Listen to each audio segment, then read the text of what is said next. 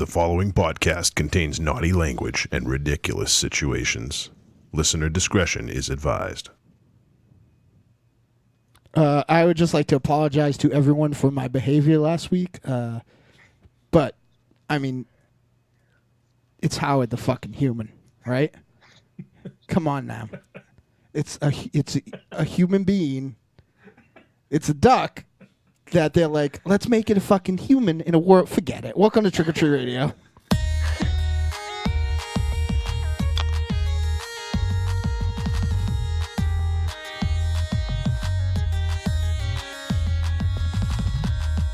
Welcome all you little zombies. You are listening to Trick or Treat Radio, starring the Deadites.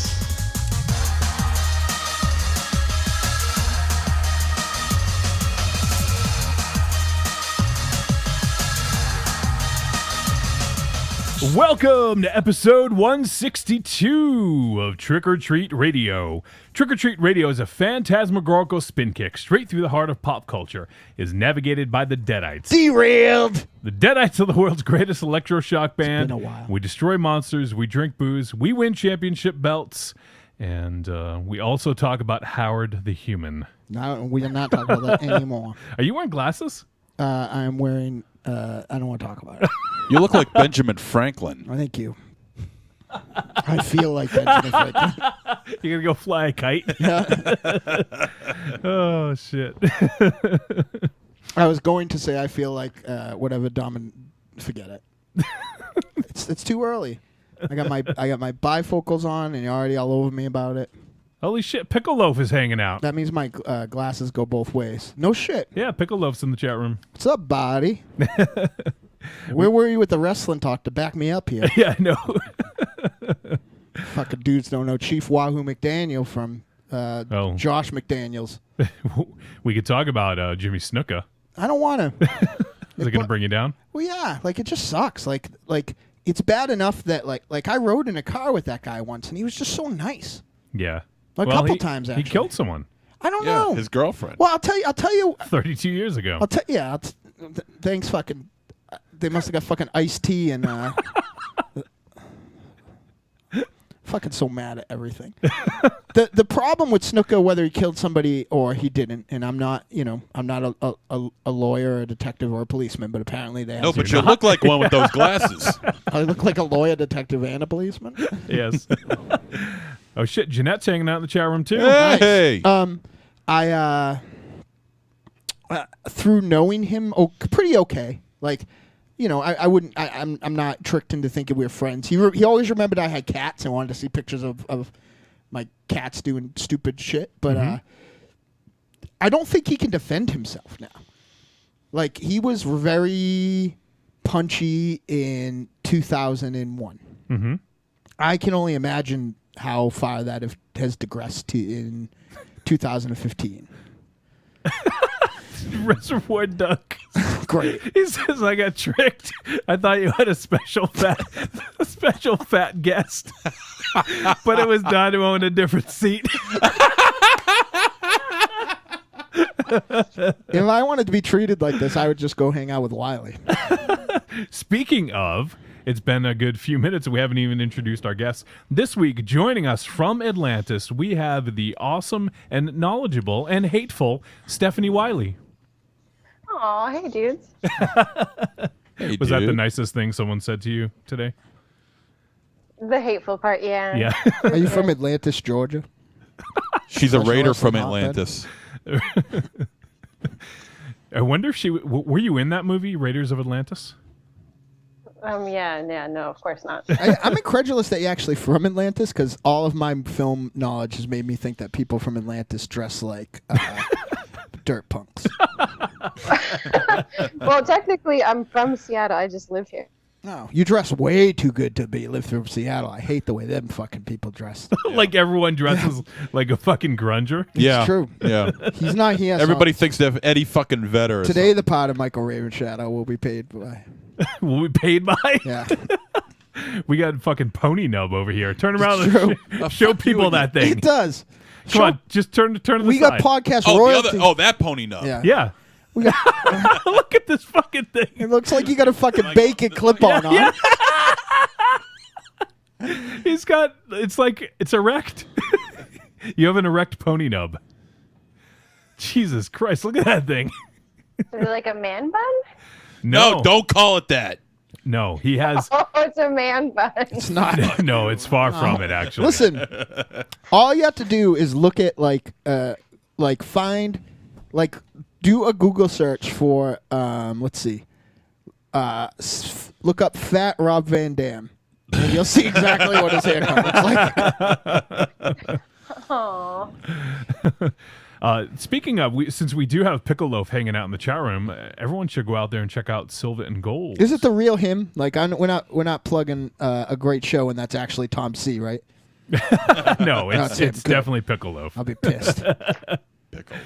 So yeah, Loaf and Zom are Yeah. rock stars in my eyes. So, like, I love that show. Absolutely, and one of the things that has yet to happen that we've been talking about, or at least you and I have been. I don't know if they want to team up, but would love to do a special team up episode, especially talking about wrestling with those Oh, guys. that'd be fucking awesome. Yeah. We should make it make it really dirty and have the next Monday Night Wars be like a fucking 4-way. Four-way dance. Yeah. 4-corner survival. Who else? We got El Goro, maybe? El Goro. Yeah. And then Bill and my dad. Yeah, exactly. Yeah. No, it could be fun. Well, maybe we'll expand it a little bit. Oh and see my what we can God. do. Mr. Chris, I don't know, by accident. You look like such an old man. I am an old man. You can't see it on the video, though, can you?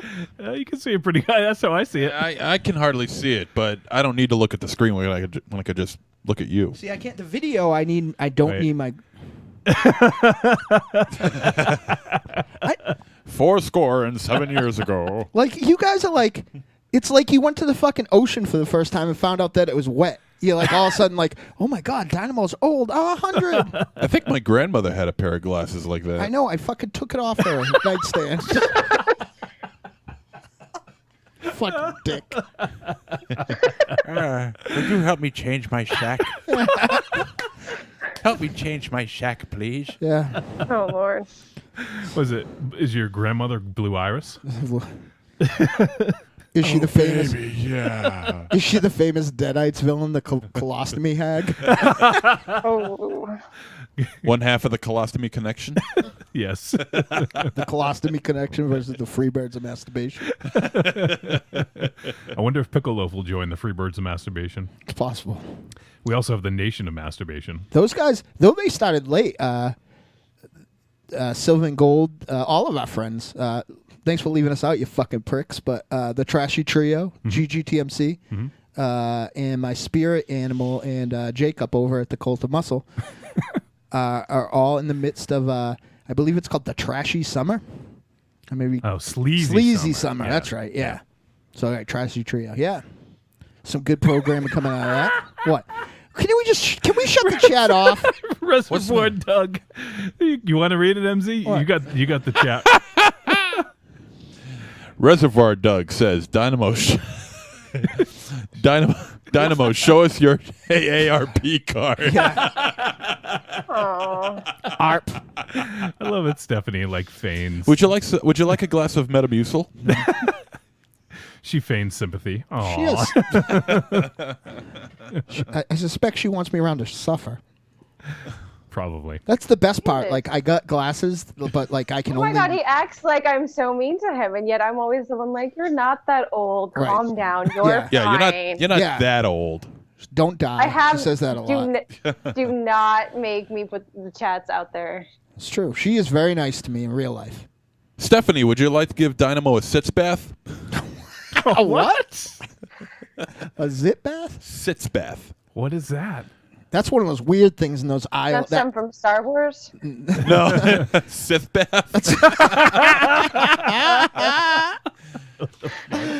What? The ass is clean with this one. Is that what they call bidets? No. Only in Australia. Good day, mate. This is one of those. Remember how back in episode 128, I said there are instances that we think we are funnier than we are. Yeah. Yeah, This is it. Yeah, Yeah, we should have a fucking alarm. yeah. We're just amusing ourselves right now. By the way, speaking of amusing me, one of my favorite humans on Earth, not to be mistaken with the evil Sir Isaac, Isaac Blaze was on Unchained with Bobby Chains this week. How was it? I haven't had a chance to listen yet. It was good. There was a nice discussion. It just showed how out of the loop. Again, I'm setting myself up for to made fun of here, but I used to feel like I was kind of on top of the hip hop thing. But they talked for they talked for 90 minutes about hip hop that I didn't know any fucking buddy. It was I honestly glasses notwithstanding turned into my grampy. I'm like, Eminem, I know what that is. I know what an Eminem is. And then they're like Nas and Daz and Kaz and Deathstroke and Trans You said OZ. you were on top of hip hop and you don't know Nas? I'm not anymore. I'm definitely on the nerdcore side of things, but I used to Talib Kweli? What? No, I used to live with this dude. These brothers, Tell me more. the Neville brothers. They were in the Jamaican family I lived with for a while. And this kid, I don't know how he did it. Reservoir Doug will remember Big Scott, and so will Wolfie. He was he would bring home a cassette. And it would blow my mind, and we would be fucking sick of listening to it. And then 6 months later on Yo MTV Raps, everybody would be talking about De La Soul or NWA. So I mean you have to remember that. Again, I take it back, he's old. The operative word of cassettes. I am old. Have you ever heard De La Soul 3 Feet High and Rising? It's a fucking masterpiece. I have not on cassette though, sorry. Yeah. Well, I have it on cassette probably in a shoebox. So there. You definitely are. Yeah, you showed me. Yeah. It's where my fucking wooden shoes came from, okay, guys? Well, better than wooden feet in your case, right? Yeah, it's getting there, though. I'm so fucking... I'll tell you what I'm fucking sick of. I am... and you know how much I generally love this? This is something I love. Dynamo Susan Mars, am fucking sick of hummus. What? You know what I had for fucking breakfast He this doesn't. He morning? doesn't want Hummers anymore. Know what I had for breakfast this morning? I'm guessing hummus. Hummus and carrots. Know what I had for lunch? Hummus and carrots. Hummus and carrots. With a nice heaping bowl of hummus. Know what I have for? Know what I just had before I left? You mix it up. Hummus and celery. Hummus. I actually did. In there somewhere, I had a fucking turkey wheat wrap, but a friend of mine at Games punched me so hard the other day that I probably will never have it again. So, before we move on, you had mentioned podcast appearances. I want to mention another podcast appearance that you and I made. Oh yeah, we did. Along with T-Dog. Mm-hmm. The three of us appeared on 401 Stories this past week. It was the Ballad of Brian O'Bronigan from Barrington. And Dynamo played the Scaretaker. It's true. I played the man with the bushy beard. And T-Dog played the girl with the curly hair. And she was terrific. Yeah, she was awesome. You were awesome too, Dynamo. Oh, thanks, man. I think you guys were fabulous. It was an honor to be part of it, and I'm just really, really glad that our buddy JT thought enough of me to give me such a good role, because I don't think I warranted it in the end, but it was good. No, it's fun. So I think it was a really, really great episode. Joe did a great job of it's terrific. Adapting that story. And everyone check it out. Go check out episode, I believe is it 6? I think it's 6. Let me just double check. I thought it was 5, but I don't know. I'll double check right here in a sec. But I thought I picked 8 Suicide Squad members today. I only picked 4, so... Everyone go check out 401 Stories. Mm-hmm. And it's available on, everywhere you get your podcasts, iTunes, Stitcher. And we were on episode 6, The Ballad of Brian O'Bronigan from Barrington. Mm-hmm. What did you think, Monster Zero? I liked it. That's it? Yeah, well, I mean... Was it as good as your appearance? It was better. I don't find myself to be all that great. I got to give credit where credit is due. There was a couple times in the episode that you and Raven Balls were on where Ravenshadow literally made me fall out of my chair. Yeah. Like when they talk about eating the fish, literally I was bent over double laughing. Yeah. So it was really good. I hope I have the opportunity. That is something that I've always wanted to do more of. Mm-hmm.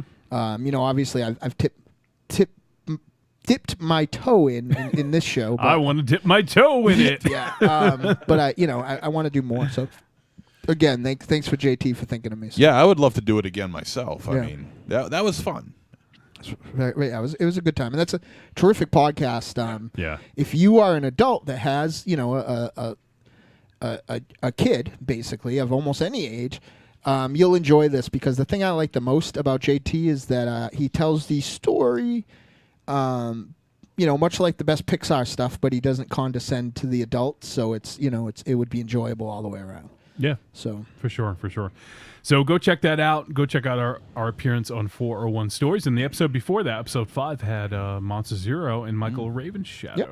Yeah. So go check that shit out and go subscribe to 401 Stories because our good buddy JT, Joseph Thoreau, is doing some fine work over It's for the kids. I subscribed The kids twice. enjoy it. What do you think of that, folks? there. So nice. You subscribed twice, right? Because I have, speaking of silver and gold, I have the iTunes podcast thing up for the few podcasts that I can't get on Stitcher.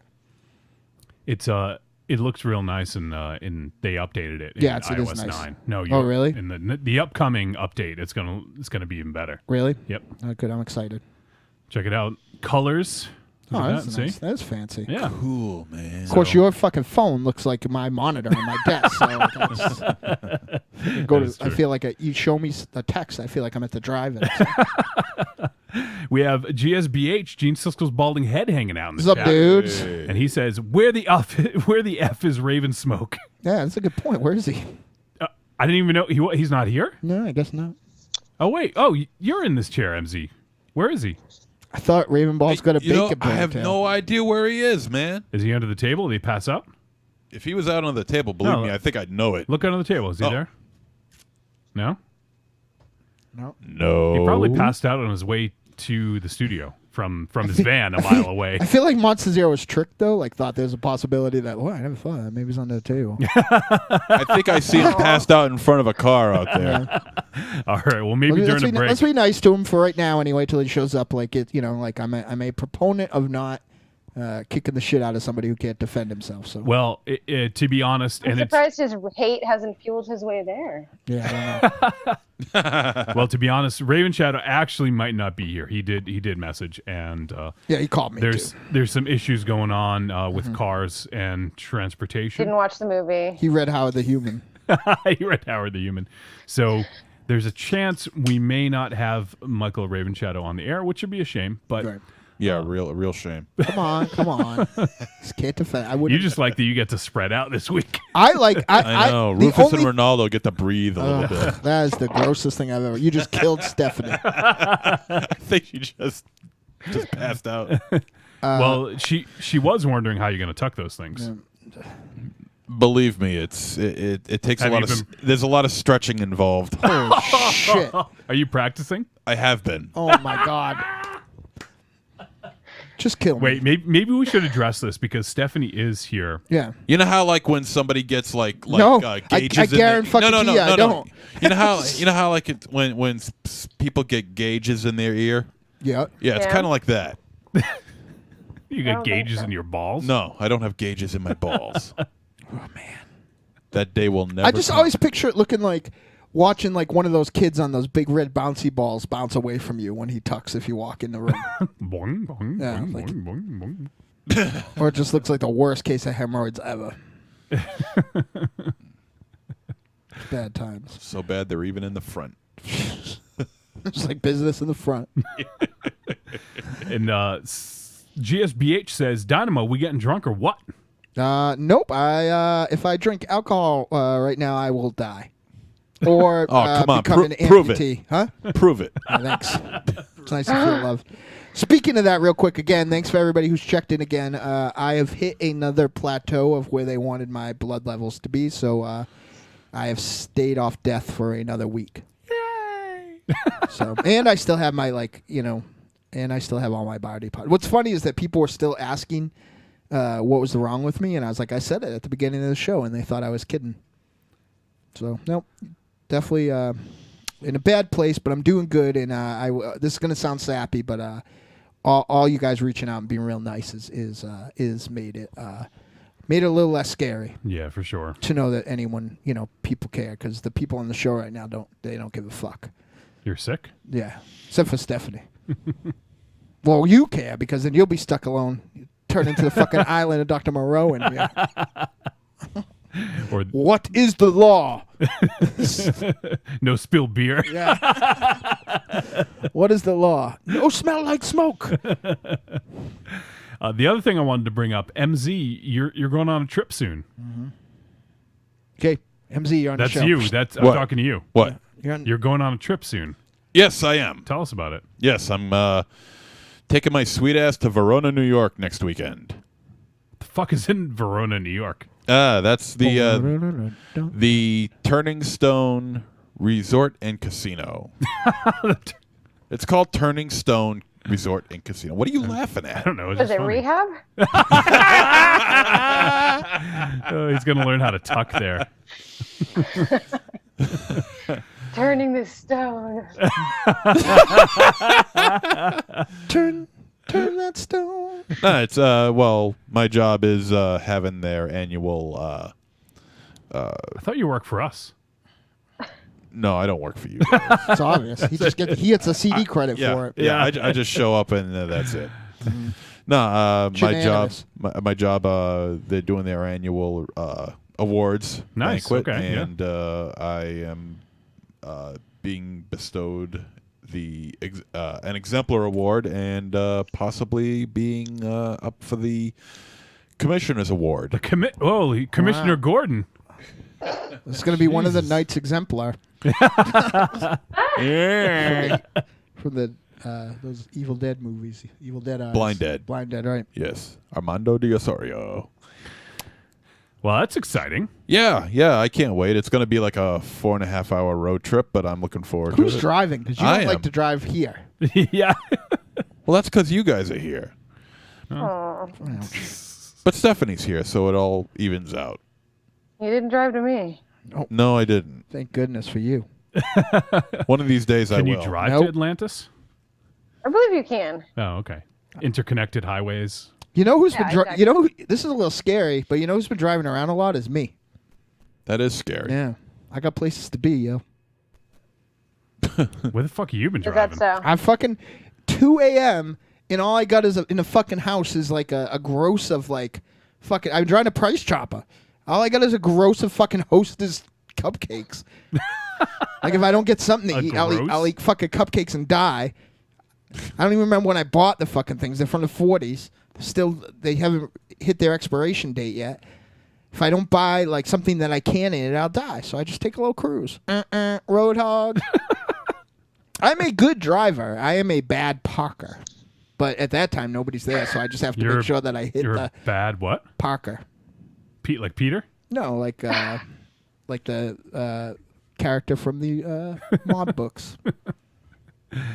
Oh, man. Reservoir Doug says he's taking Ravenshadow's free candy van. Reservoir Doug's excited I'm driving around, I bet. Reservoir Doug posted Ravenshadow's free candy van on the Fib. So there was a lot of feedback about your explosion last week, Dynamo. It's just obvious to me that no one reads comics because it's fucking Howard the Human. That's like all I have to say. Like I feel like that equals that. Howard the Human equals fucking Berserk. Yes. Okay. And Howard the Human, and then Spider-Man and Mary Jane get married. Those aren't comics. That's like a fucking bad idea. Like that's like, no, it'd be a good idea if we turn Howard to Duck Human. And then a fucking smart person on the end of the table goes, shut the fuck up. You fucking stupid asshole. Go back to writing for fucking Caliber. Oh, Howard the Human, you fucking dink. But no, at some point, it's like it's like that shitty G.I. Joe movie I just watched where Zartan took over for the president. Like somebody fucking took over for Marvel management from DC and they're trying to fucking run it down. It's like, oh, great, good, Howard the Human. That's what we're gonna do. Know what else? Let's make a book on Battleworld about Spider-Man getting married. Those will fucking sell buckets. Like he's trying to bring fucking Disney down. It's like they pulled like the plug from the tub, and all of Disney and Marvel are like just circling the fucking drain right now. It's Howard the Human. How can you people not understand why I was mad? Rocky really does understand why I'm mad. I don't think there's any sort of like, misconception about why you're upset or why Right. you're angry. I think it was the octave range that your vocals reached. Yeah. Yes. I Well, don't think there was yeah, any I mean- confusion as to like why you were upset. Yeah, one you, should you were getting towards like lead singer of Styx type of Darren sound. Shaw, is that his name? Darren DeShaw. Do you really know that? Yeah, I love Styx. No, it wasn't Darren. He ended up being in Damn Yankees, right? Yeah, I forget what's his first name. the Something Damn Shaw. Yankees. The first. No, I think that was the other guy from Styx, the blonde guy. Ended up Brian in the Damn Shaw. Yankees. Isn't that Brian Shaw? Wasn't he a basketball He was the player? guitar player. This is awful. This is the the worst worst radio episode show ever. I know. Can I take you high? See? You can't get high enough. Well, Tommy my throat Tommy is Shaw. hurt, yeah. Tommy Shaw. I will that's- tell you this. You guys shouldn't be surprised because of the ranges that I have been hitting in the Deadites under the secret name of Oracle. You must be doing a tuck too then. Huh? All right, so we had a lot of awesome stuff going on the Fib this week. Sure. Can't get to it all, but appreciate everyone's contributions. We had Nicholas, who is a listener who found us through the House of Horror, which is now Film for Thought. And House of Horror. he posted an awesome tribute to Ted Levine, which was pretty awesome. That's great. Let's play a little snippet of that, huh? Yeah. Or not. Either way. I was going to turn the volume up there.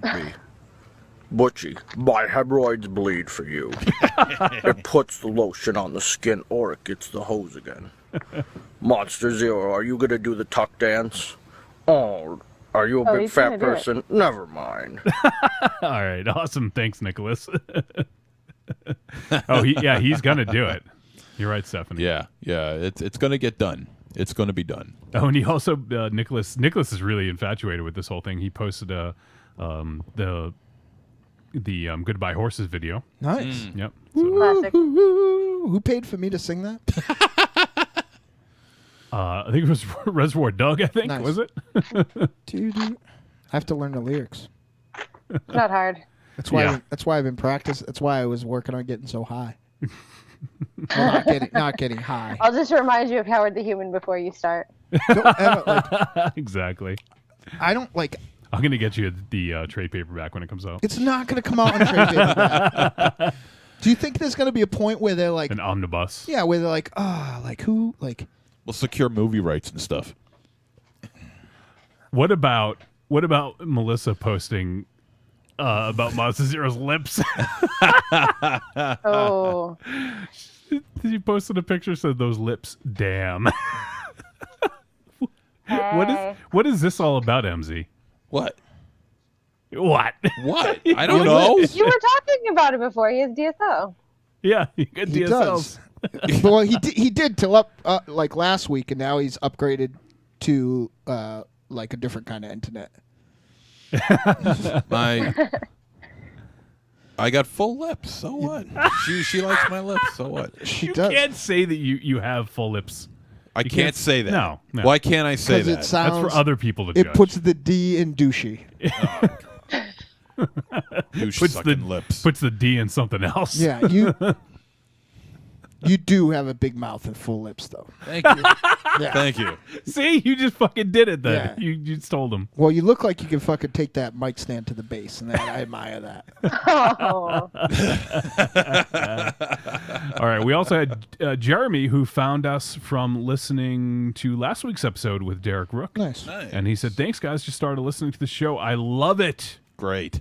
So Thank you. Jeremy, and we appreciate that. So that everyone seemed to enjoy my pain, so I won't be giving you any of you assholes that this week. And he also mentioned that we can get new issues of Gunfighters in Hell.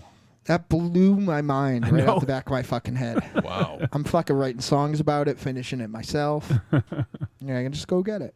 Exactly. So thanks for everyone for contributing to the Facebook group this week. There's a lot of good discussion going on. For those of you, we have some new listeners out there. What I'm going to do is something I haven't done in a while. If you guys dig what we're doing here, go ahead and leave us a 5-star review on iTunes or Stitcher Radio, whichever you listen to. Or if you're just listening to the live show on YouTube, go ahead and subscribe to the YouTube and also comment, like it, do all that fun stuff. Because we don't really give a fuck if you do that, but it does help other people find it by doing so. So if you would, especially iTunes, I think that's the big one. That's where most people get it. And if you like it, tell somebody. You know, yeah. like that's the best way. And if you like it, And it's the cheapest, too. yeah, like and all jokes aside, we appreciate everybody that just donated. But if you wanna help out, use the Amazon link, or even more, use the Amazon link and buy. I did this in reverse. What I was gonna say, buy a CD, or more so, use the Amazon link and buy something you're gonna fucking buy anyway. And we get just a small bit of that, and it doesn't cost you very much, Wolfie, but Helps keep the lights on. That's right. Yep. So, all right. So we haven't even introduced anyone. We should probably get to that. Jesus, Probably. And what's going on. We did introduce our guest. That's what's really important. Yes. But we do have myself, Johnny Wolfenstein, the pencil pusher and producer of media for Trick or Treat Radio and the Deadites. We also have the immortal gunslinger, singer and lyricist for the Deadites, the whiskey drinking father of all that is funky, Dynamo Mars. I'm trying to spell Kumiko so I can post that we're live on the internet right now. It's Kumiko. It's Kumiko. Can't. Well, that's not. I could spell Karando Masaki because it keeps coming up. But I can't. I don't know. Kumiko. It's Kumiko. It's There you not go. that hard. And Kumiko. Kumiko. You know, you were pretending to be nice to me. I don't pretend to be nice to you. I'm nice to you in normal life when you're like normal, but when you're being actually stupid. It's not like I turn on the stupid. I am stupid. I just do a very good job of camouflaging it. I'm alone, but I do a very good job of camouflaging it. It's also like, it's easy for me to be a little bit stupid in the company I keep too. It's like I'm a stupid. It's kind of contagious. Yeah, I'm a stupid little campfire, but I'm next to the towering infernos of intellect here. Ravenshadow's not there. You can't blame him. It's true. No, Monster Zero takes all the blame today. Piccolo. That's fine. Piccolo in the chat room says Pepto. Thank you. Thank you. Oh Lord. Maybe he's going to buy some Pepto with the Amazon link for you. Good. Could use it. All right, so we also have this other guy here. He is the vulgar guru of horror, cast member of Morbid Vision Films, and one-time contributor for Horror Hound magazine, Monster Zero. Hello, everybody. I'm Monster Zero. How are you today? Aren't you supposed to say Bombaleo in that chair? Oh, my Lord, Bombaleo. We're going to... Snoop. Oh, Snoopy. Snoop. This is exciting. What's next, Johnny? That's a good segue, Michael Raven Zero. Tonight on the show... That's like my fucking worst nightmare. I will never sleep again. You're going to write the amalgam version of that? No. Right. These two team up and become one? No, that's bad. We'll be like the Wonder Twin. The Wonder Twins. Yeah, the Wonder Twin. Raven Zero. The Wonder Twin. Obviously, you're mathletes. He's normally very good at math, too. It's true. Well, on tonight's... Just two is too much of a fraction for him. Piccolo, that's his Amazon purchase, Pepto. Nice. Good. Thank you. We'll know it's you. Yeah, and he's going to need it. Yeah. How come every time whose opinion, I'm really excited to have somebody that isn't just somebody who sits in there and makes fun of me and calls me fat and old the whole time on, we have a shitty show. Stephanie, you have to save us from ourselves. I'll do my best. Thank you. So right now, I'll have you guys know, right now Frankenstein's home alone. Nobody's there. Okay. I have to go. He's a fish. Yeah, you do realize he's a fish. Yeah, he don't like to be alone. He's a beta fish. I turned on the TV. He would eat you if he could. No, he wouldn't. Yeah, he would. Yeah, he would. No, he would not. Yes, he would. Yeah, you would. He loves me. I have 3 beta fish at Yeah, home. loves the taste of you. No, Frankenstein fucking loves me. That dude loves me. He's the only one, but he loves me. He's probably a fucking piranha, and you don't even know it. It's like okay. little I don't fish care what he is. horrors. I accept him. He's probably a little shark, Dynamo. I rescued him from bad treatment. You sure he's not a shark? I don't care what he is. I've taught him to love. Oh, you'd care if he was a shark. He has a tiki head that he sleeps in. Yep. He gets his special pellets every day. Sometimes he gets a little wormy treat, a little bloodworm treat. Is he going to get a Jason Voorhees? He's going to when I buy decoration? him a 20-gallon tank next week. He's spoiled. Yes, it's not really for him because he's fine as a 5-gallon tank, but I want to buy him tons of Jason Voorhees paraphernalia now that I'm finding it. Who would have thought? Yeah, you're welcome. It's good, I know. You're like my fish paraphernalia pimp. Looking out for you. So on tonight's show, we're going to review the flick Kumiko the Treasure Hunter. Kumiko. Now, Dynamo, this is one that you... I was very excited for this. Very excited for, and I think it was probably good 5 or 6 months ago. You're like, is this on the list? Yeah. And I said, no. And you said, you need to add it to the list. I added it to the list, and it completely fell off the radar, and I didn't even know it was coming out. It actually came out in June. So it was something that I had bookmarked. So this is going to make me sound like Michael Ravenshadow. So on your phone, you could bookmark something. Yes. And hashtag. Yeah, I went back and I was like, bookmark. I was like, it was like Kumiko, no trailer. What is this? And I was like, oh yeah, that movie, because I had seen it in the convention stuff, in the festival circuit. You sound like Dusty Rhodes. A festival. The festival. let me speak on Kumiko in public. Kumiko. Yeah. Was this some fucking Beach Boys song? I was down in Memphis, and everyone's hanging from the rafters. Complete sellout. I was fighting Kumiko Beware. the bad and the bad man. And the bad man. And then Andre the Giant peed on me. If you will. That's unfortunate. Yeah. I'm very He sorry. peed right on your head, I'm sure. I'm very sorry. That's my favorite Dusty story, though. He went to a whorehouse with Andre the Giant. The lights went out, and he felt something warm on him, and the lights went on. Andre was pissing come on him. on. Right in the whorehouse. What? Yeah, that's good. That is good. What a legacy he left behind. Jesus. What a legacy. Yeah, so Kumiko. Yeah. Yeah. Guido and Gito were on Talk is Jericho this week, and Jericho couldn't fucking wait to talk about Dusty Rhodes. And those guys speak fucking better English than the two guys on this side of the table with me. I'll tell you that. I got to listen to that one. That's a good one. Piccolo says, let me tell you something, baby. Yeah. he knows what I'm talking about. Yeah, he does. Tonight, Kumiko, the treasure hunter. Tonight, Monster Zero has to get into the stars because I've reserved the stratosphere for me and Piccolo. You see how that happens, Stephanie? You make mention of something to get back on topic, and everyone just ignores you. Yeah. Yep. Now you know what it feels like. So, we are going to talk about Kumiko the Treasure Hunter tonight. That's our featured film review. The bad man, Kumiko Beware.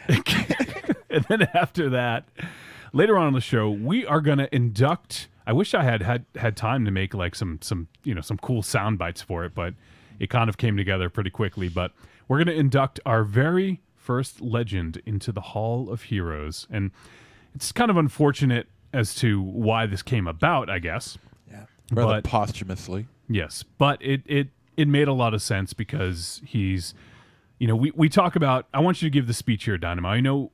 Right from one of the very first episodes, we talk about our living legends. Yeah, and it's tough because you need to appreciate them because they. I believe what brought it on was that that frightening incident with Jerry Lawler right on Raw. Oh yeah.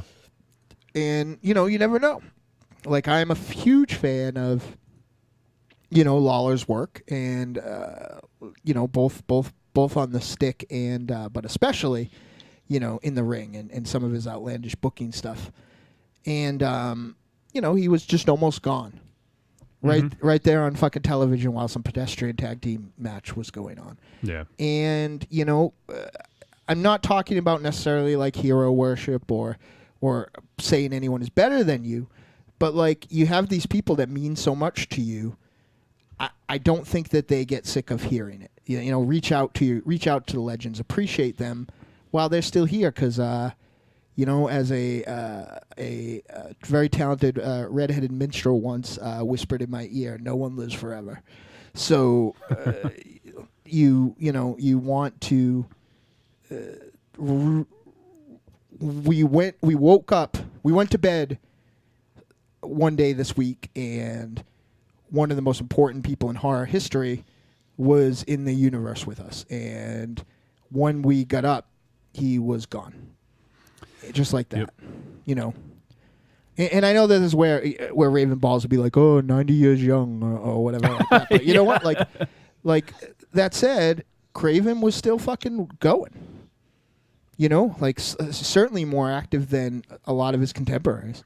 Yeah. And he you can say what you want about his input, but I mean, he may have made less than, say, maybe like a Carpenter, but he certainly, I would say though, keeping in mind Carpenter's my favorite filmmaker ever. I would say that his input is more even all the way across than Carpenter, So, or a lot of people, certainly more than Uncle George. Yeah. But so it's just really, really, really, really sad. And you so reach out, send him an email, send him a letter, tweet him. If Ric Flair is your hero, thanks a lot, Nature Boy. Woo! I would have loved to, and it's so easy now too. Like, it never crossed my mind. I would have loved to have, just with a little bit of explanation, he may have even remembered who I was because I met him so many times. But I would have loved to have, just dropped a line, or I did when Dusty died. I reached out to Roddy. And it's just a matter of very sad, but I could have easily said, hey, Big Dust, Stardust, thanks a lot, man. It's so easy now. Hashtag real, Roddy Piper, hashtag real, any of these people, Wes Craven, and most of them are in some form of social media, and just say it, because, and here on Trick or Treat Radio, and especially going into 2016, we're going to really, make a point to appreciate the people who are part of why we're here. And Wes Craven is a big part of, of the horror world and why we do what we do. Yeah, for sure. And it's not always going to be somebody who has recently passed. Hopefully we are able to enshrine people before that happens. But we just figured that this was I guess the catalyst for starting this, because we've been talking about, our living legends for a while. And so we decided to do this whole segment. So we're gonna talk about Wes Craven later on in the show, and joining us for that will be our good friend Joe DiCanio from the Film for Thought podcast. So he'll be on a little bit later to talk about Wes Craven, and we got some voicemails about Wes. And if you're listening to the show live and you still want to get some thoughts in, the irony of that is I asked him if he wanted to come on with Stephanie and talk about Kumiko, and he told me to go fuck myself. Yeah, Sorry. he had like no interest in Kumiko, but he, wants to fucking belly up to Wes Craven down. I see how it is to kind yeah. Oh, Pickleloaf says, my ex-wife rode the bus with David Flair in elementary school. She Really? said Rick would bring David to the bus stop wearing his nice suit and shades. Nice. That's amazing. If only it was his fucking robe, though. That's amazing. From some of the stories I've heard, you're lucky that he had that much on. Yeah. That's amazing. If I had those Flair robes, I would. I'd wear them everywhere. The fucking WrestleMania one from the Shawn Michaels match, Oh, yeah. I would never take that fucking Forget thing about off. it. Yeah. I would only wear that. Like Stephanie would smell that robe from Atlantis. Oh man. I'm sure your special lady friend would hose you down. I would never. I would, and I Take would. you out in the backyard. I would only wear that too. That would be the best part. Yeah, exactly. Maybe a question, if we remember to think of it later, maybe think about if you could walk in any wear any walk-in outfit from a wrestler, what would it be? We can get some time to think about that one. I think we just blew our load right there, but MZ, maybe you can think about it. That's my second least favorite expression. I definitely use it a lot. Yeah. Blew your load. Yeah. Blew your load. Speaking of MZ, you missed a couple weeks ago. Speaking of You should have shoehorned prematurely in that. Yeah. you prematurely left the show and you didn't hear the outtakes from your appearance on 401 Stories. Yeah. Oh, you've been playing those? No. You played the outtakes? No, I didn't play them. They were sent to us from 401 Oh, Stories. okay. Do you want to hear it? No. Yeah, do it. I want to hear it. It's pretty quick. It's good. Yeah. All right. Go ahead. All right, let me go ahead and let me just play this, and What then the hell, why we're gonna not? head to a break shortly after. Yeah, I gotta have a smoke. Oh, here we go. Hi. Recently, 2 members of our Trick or Treat Radio family were hired to provide voice work for 401 Stories, an exciting all-ages new podcast that offers stories for kids and those who are kids at heart. In the 5th episode, The Fisherman's Son and the Magic Catfish, Monster Zero was hired to play the part of the fisherman due to his long history of acting. By contrast, Michael Ravenshadow was hired to play the part of the fish because he drinks like one. As a thank you for their contributions, we're happy to provide, free of charge to our audience, this deleted scene from that episode in which the fisherman's son is confronted by his father after saving the magic catfish. As soon as he set foot in the door of the rat hole shack, his father shouted, Boy, did you catch anything today? I did catch a catfish, but he told me he was an enchanted prince, and so I let him swim away. By the look on his father's face, the boy knew he had said the wrong thing. You suck dick. What? Piece of shit. This is a magical enchanted fish prince you're talking about. Everyone with half a brain knows they grant wishes. But Dad... Fuck you. Oh, Dad! You son of a bitch. I want you to turn around, get back into that rowboat, and don't come back until we've gotten a wish. Okay, Dad, if you say so. Fuck you, you cocksucker. If you would like to hear more, 401 Stories is available on iTunes, Stitcher Radio, or go to their website at rotten.com. I don't remember that in the episode. Guess that's why it was one of the deleted scenes, huh? Yeah, it wasn't a pretty sight. That was good. Yeah. Well, the kid had it coming to him, you know? I mean, fucking annoyed me. All right. Well, I think it's finally time to go to a commercial break. Good, I need a smoke. I was just about to say, nobody's going to smoke during the break. It's going to smell nice in here. Yeah, I will. You want me to light some incense? Just to get a different scent in here? You mean like those taboo websites? What? Oh, incense. Oh, sorry. Yeah, not the sites that you frequent on a daily basis. You know, I'm still incredulous about who that redheaded babysitter is watching. I'm not sure. Jeanette says, oh my God, that broke me. Haha. Referring to the 401 Stories outtake. All right, so all new listeners out there, I know we have a few. What you can do is if you want to interact with the show, there's a few ways you can do so. You can email us a voice memo, text, whatever, photos, anything you want. Send it to podcast@trickortreatradio.com. You can tweet us at the Deadites. You can join the Facebook group. Just do a search for Trick or Treat Radio. Look for the group and ask to join. We'll let you in. And Ravenshadow, after the episode ends, the discussion just begins, right? Oh, you better believe it. Bambaleo. You know, when you're home and you're waiting for football to come on, and the Red Sox aren't doing all that great, so you're trying to think of what can you do to fill the time. And you know what you do? You go on to Trick or Treat Radio. You go on YouTube or iTunes or Stitcher Radio, and just fill up your ears filled with wonderful, wonderful words coming from my mouth, or from Monster Zero's mouth, or from Dynamo's mouth, or from what's your name again? Wolfie's mouth. Jesus. Or maybe you could get some wonderful words out of Steffi's mouth. Wow, that's a bad name. Yeah. Don't ever say that again. You don't mind being called Steffi, do you? Sure. Okay, all right. Hey, no worries. Okay, so what you want to do is that you just want to tune in, listen to us, and hey, all you have to do is just strap on. No, it's not that time yet. I don't give a damn. That's my turn. Oh, it's all right. No, it's all right. Do I pay attention to what he has to say? Not really. Well, not really. Raven, do you like electronic music? Not really. Not really. Because you know, Wolfie. Yes. It's about 3:35 a.m.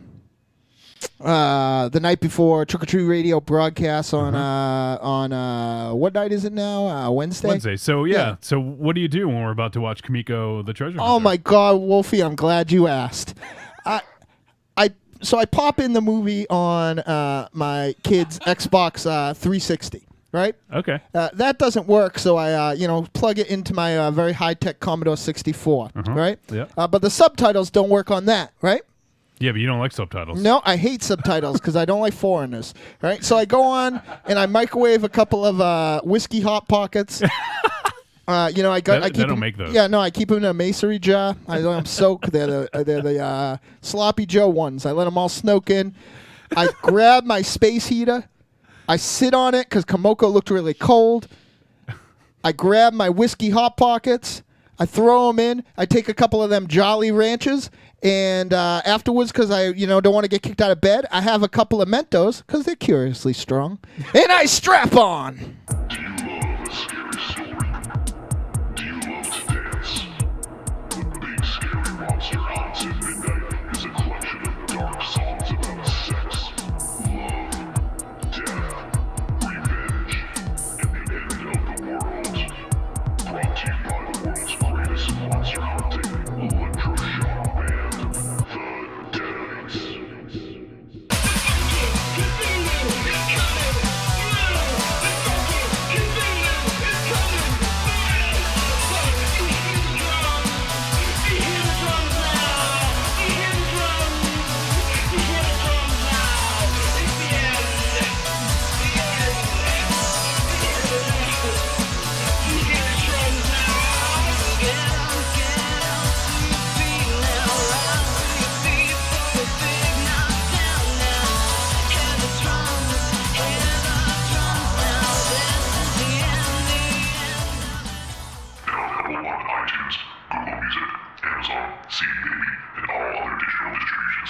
Hey there, this is R.A. Salvatore, call me Bob, and you're listening to Trick or Treat Radio.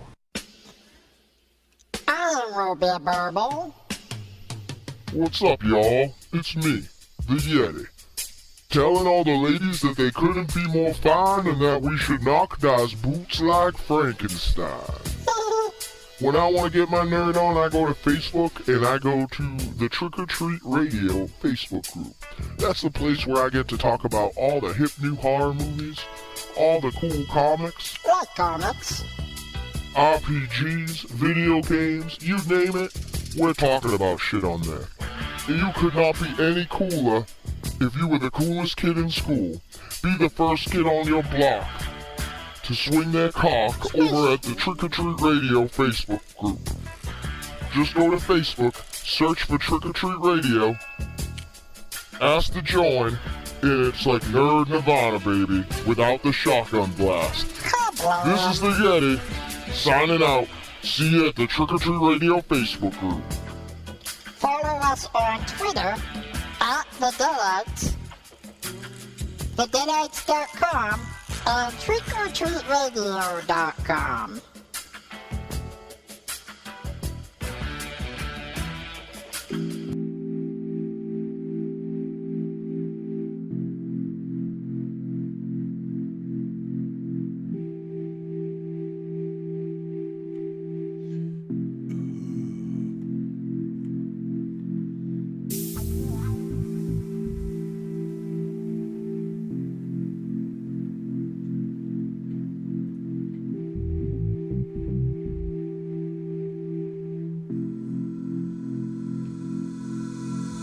It's Christmas in the city. All the buildings burning down. Children watch the smoky sky for Santa Claus. TVs flicker in the city. You're aware it's July, right? August. September? When is September, it? Jesus. Oh, my Lord. Well, I thought this was appropriate for the movie. All right, okay, that's fair. Yeah. Jesus, no. You know, for those of you who might be tuning in for the first time or downloading for the first time, go back and listen to the last couple episodes. Those good shows. You know, this is though we're a couple Deadites short of a full deck. This is the show of the Monster Hunting synth pop band, the Deadites, and our management. And you know, go check us out. The Big Scary Monster Hunts at Midnight is available on Bandcamp and Amazon and iTunes, of course. And don't take my word for it. It is a little Google search will find you that album was actually fairly critically acclaimed. Me having absolutely nothing to do with why people liked it, so I don't feel bad. But I am surrounded by talented musicians, the world's greatest songwriter in Tiny White, and the phenomenal production of Wolfie and Duncan Watt. So, you know, check us out. Like that's what got this started. That's the engine inside of all these side things that we do and all the new side things. So check out the Deadites. And the song you just played might be seeing the light of day very, very soon again. So I'm very excited about that. Yeah, I won't spill the beans before I have it in my hands. But the pork and beans? Hopefully by Rock and Shock, actually. That's what I'm working on. So, nice. Yeah. It's the fucking artwork. Like, it's not in 2015, you know, I have all the masters and stuff. It's not that end of it. That I can do. It's like the getting it to be product. You know what I mean? Like, I got the fucking songs. So. All right, so we're going to review Kumiko the Treasure Hunter. This film is rated... Sometimes love is like a slow dance. It's actually not rated. It's from 2014. It was recently released in June. I'll pull up the information in just a moment of the release date, but it is 105 minutes. This film is a drama, and it's directed and written by the Zellner brothers, David and Nathan.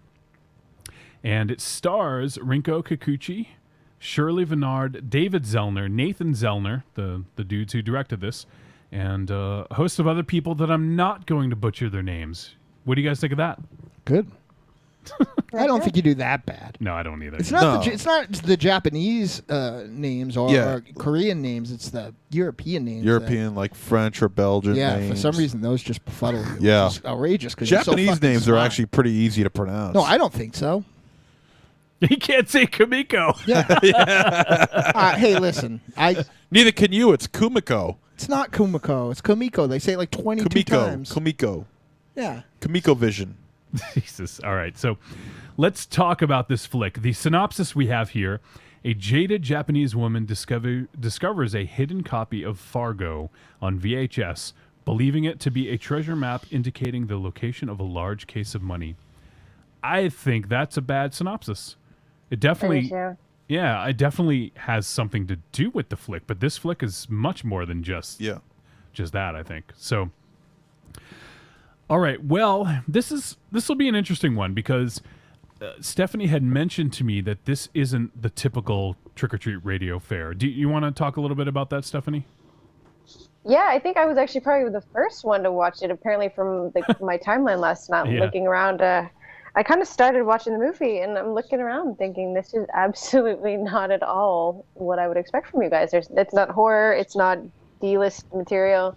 Whoa. There's no crazy, like, ninjas, dynamo. There's just nothing that's super... there's nothing that was really trick-or-treat radio. It was a very kind of... indie, but normal movie. There's nothing really horror nerd or even particularly geeky about it. I think, and I didn't know this going into it. See, the reason it got here is the other films that it was kind of mentioned in the same breath of, and sometimes that bites us on the balls. Hashtag felt. Yeah. But I think that this was subversively trick-or-treat radio. I was very excited to fight about it with Ravenshadow tonight. And I may still be excited to fight about it with whomever wants to stand across the ring from me. But, I do think that this actually was more trick-or-treat radio than I thought it was, because I think that this was a movie about movies. And I think that, it was a movie about Coen Brothers films, but I also think that it was very, I hate to use the terminology, but Kubrickian at times, and I think that that's why it fit in, because there's not much that that we love more than pictures. So yeah, I think the interesting thing is we are definitely film fans. We're not. We love horror. Don't get me wrong, but I think first and foremost we're fans of film. Like, for instance, you just mentioned, and my favorite director would be Stanley Kubrick. Right. And I've seen 2001 at least 20 or 30 times, if not more, which it's probably 20 or 30 times that a lot of people. Which I say is more so than this, subversively a horror film too. Sure. I could see that. And, I think we're definitely film fans first, but we kind of find a niche. We love horror. Right. We talk about horror all the time. And it's certainly where we're most comfortable. Yeah, we're most comfortable. I don't know that we're going to do justice to this film because I don't think we're good enough as reviewers to do it. But I don't know. Maybe this is a challenge. This will challenge ourselves, and I think that's why it's easier to review. Sure. The stuff that's not quite as thoughtful or thoughtfully made. So, not to say that we're afraid of it, but I think that's just sort of where we sit. And I'll come back to this later, but I think that this was a horror movie to one person. Yes. I think I know where you're going to go with that. No, well, maybe not, but that's probably true too. All right. So, this was certainly an interesting premise. Going in, all I knew was that it had something to do with Fargo. That's all I knew going in. That was a far-going conclusion. And I don't know much about the Zellner brothers, and apparently they haven't done a ton of films. They've mostly acted. Let me check out the filmography right here. Well, it does look like David Zellner, who is credited as the director, does have a lot of short work. So he has directed tons of shorts. His first feature, he did a feature a couple years ago called Kid Thing, which I'm not familiar with. Kid Thing, where have you gone? That one? Nope. Kid Thing, you've been gone too long. Nope.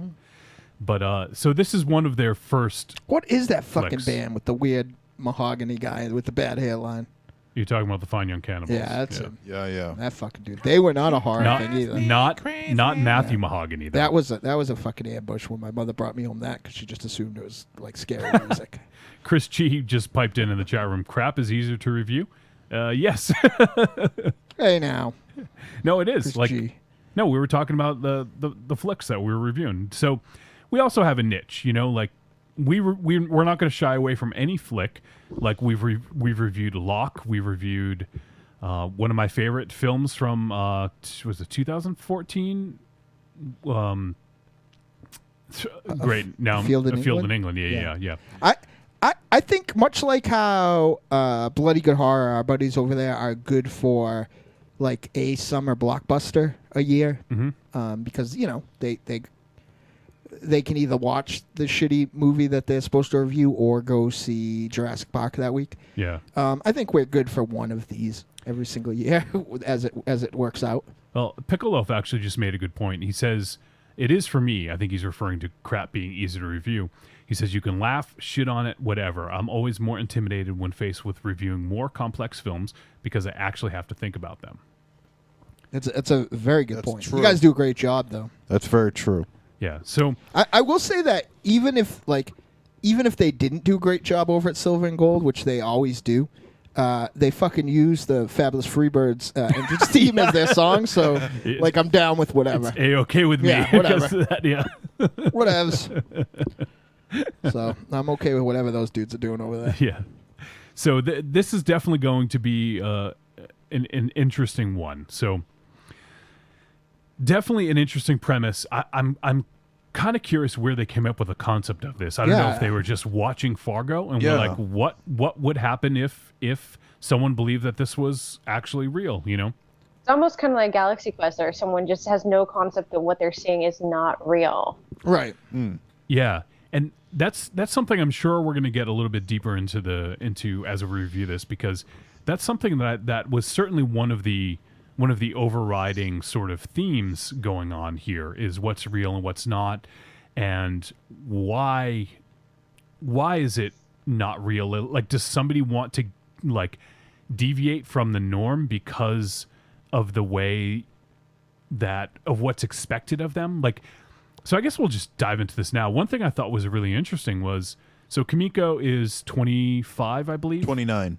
29. That's right, because she wasn't married at 25. Yeah. So, which was a huge point in this movie. Yeah, so she's 29, and now I guess, and maybe you can speak more to this, Stephanie, but because you're a young Japanese woman. No. Like, where's he going with this? Stephanie, have you read Shogun? Well, where I'm going with this is that it seems there's a lot of pressure on anyone, but especially women, to get married and have kids. It's on everyone. Like you'll yeah, but more so on women, I think, because I think that absolutely. I mean, well, we there's can't have always kids. The That's idea why that your biological clock is ticking, and you know, there's some sort of expiration date, which is quite silly, but well, it is and it's not. Yeah. But there's a lot of external pressure on the idea that you're expiring. And that's your purpose. A lot of external pressure on this idea that if you don't reproduce, your life is meaningless and has no point. So I guess at a certain point, then, if your biological clock is ticking and thus expiring or running out, then so is your value. Yeah, for sure. And and I think it's these unfair expectations. It's ridiculous. I don't know where this comes from, but somebody's happiness is not wholly dependent on whether they have a spawn or whether they. I think are that married. premise is slowly expiring. Like I don't think so. I do, because I think what happened. It's getting better. It's getting better. Because I think it's definitely better than what it was, but it's not going to go away. I think what happened is my grandparents are dead, right? And Jeez, way to bring it down. For man. better or Jeez, worse, my pops, though he doesn't look it, that dude's old as dirt. So that's an expiration date for you. That guy's like 100. Yeah. And at the end of the day, like that sort of mentality, eventually, like a lot of antiquated ideas of it sort of are going to die out. Now you're going to end up with, I know people who have that sort of philosophy about them, and it really bothers me. But I know, for every one of those I know that I won't name, I know a Stephanie or a Donna Matrix who, that's not their flaw. That's not how they feel, or, you know what I mean? That's not what they're thinking. So I think just, I guess, again, in my world, I can only speak on what I'm thinking or what I see. Like, I feel like there's less and less of that, not just happening, there's less and less of that, like, kind of, that philosophy. Mm-hmm. Well, we're at a strange juxtaposition of times, because I think, for my parents, or my mom's a bit young, but so women a little older, there really was this huge emphasis on just go to high school, get married, have kids, do your thing. And then they, in turn, I think they felt really shortchanged. They had all these children very young, and they didn't necessarily get to go and explore their lives and explore who they are as adults and live that life before they had those kids. So there was this great pressure on women of my age to kind of go forth and be educated. Go forth, go to college, be wild, be crazy, do your thing, have a good time, take your time, be educated, and don't ever, have to depend on a man. Make sure you have a job, make sure you can take care of yourself. There's this huge emphasis on us to go forth and be. But then these women have gotten to a certain age where they want to be grandmothers. And so then they kind of look at you and say, well, when are you going to hurry up and have kids? And it's like, well, that's completely contradictory to what you've always told me my entire life. Right. So hopefully by the time women my age are, and it's probably very age, passive aggressive, it'll be a different, hopefully Like it'll be a little less in your face. Right. Because it's an ugly situation when someone who's told you to go out there and be your own person and forge a path and be independent and, get your shit together and just be that woman, and then turns and tells you, like, why aren't you having children yet? Right. Well, I don't know, because I've been going to college, getting a job, I have a career. Fuck you. Yeah. I'm always it's really frustrating. Yeah. I'm a strong proponent where I feel like people would know whether or not they really want kids if they could somehow see their kids when they're like 25. Because my father would have been fucking pissed. My father would have cut his dick off, I think. Like my father's like, look, my father'd be like, that cunt is my fucking kid. Reservoir Doug in the chat room said, sad part is Dynamo looks like his dad is his son. You know what's funny is that he's not kidding. Not like Ethan McGloofbit says that all the time. At like my pop will be knee deep in a Deadite show, and it looked like I. You're the pop. Do you need money? Do you need snacks? Yeah. But yeah, it's. I do think that that's kind of where it's weird because, like, there was a philosophical shift, like Stephanie said, but there's also those women in those families. I don't think it's just a women thing. I think that like it's maybe a different priority, but I think it's a big. I didn't say it is. I think it's more. No, I think it's. Well, I said it. That's why I was correcting myself. Okay. I think it's a legacy thing. You know what I mean? Like, I am blessed to be very close with my nieces and nephews. You know what I mean? Like, and to have an impact on their lives. The White family. Right, in the White family. But you know, and the dude. But like, I feel like it is. You know, I think about it a lot. I don't want kids, but I also think about that. There is, there's not, when I go, that's it. That's the end of the line. So. I think that for a lot of people, again, there is a chance that my kid could turn into Monster Zero someday, and that's the best birth control there is. So I do think it's a weird thing because even if, and I was bred the same way, but I think it's for different reasons. I think it's because we don't want this fucking kid to reproduce. But I think that it is a reverse thing because even I'm sure my father is like, wow, like that's the end of the line. My eldest son is never going to have, a kid, and the rest of my family is fucking criminals. Well, at this point in a lot of people's lives, despite what you see on, what you see on Maury Povich, a lot of people, her age, our age. Whose age? Her age. Kumiko's. My age. Oh. And your age, Stephanie. Because Stephanie is legitimately half your age, sir.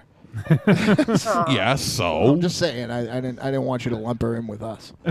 I was I was talking about Kumiko, but and us three. Now you just made me lose my train of thought.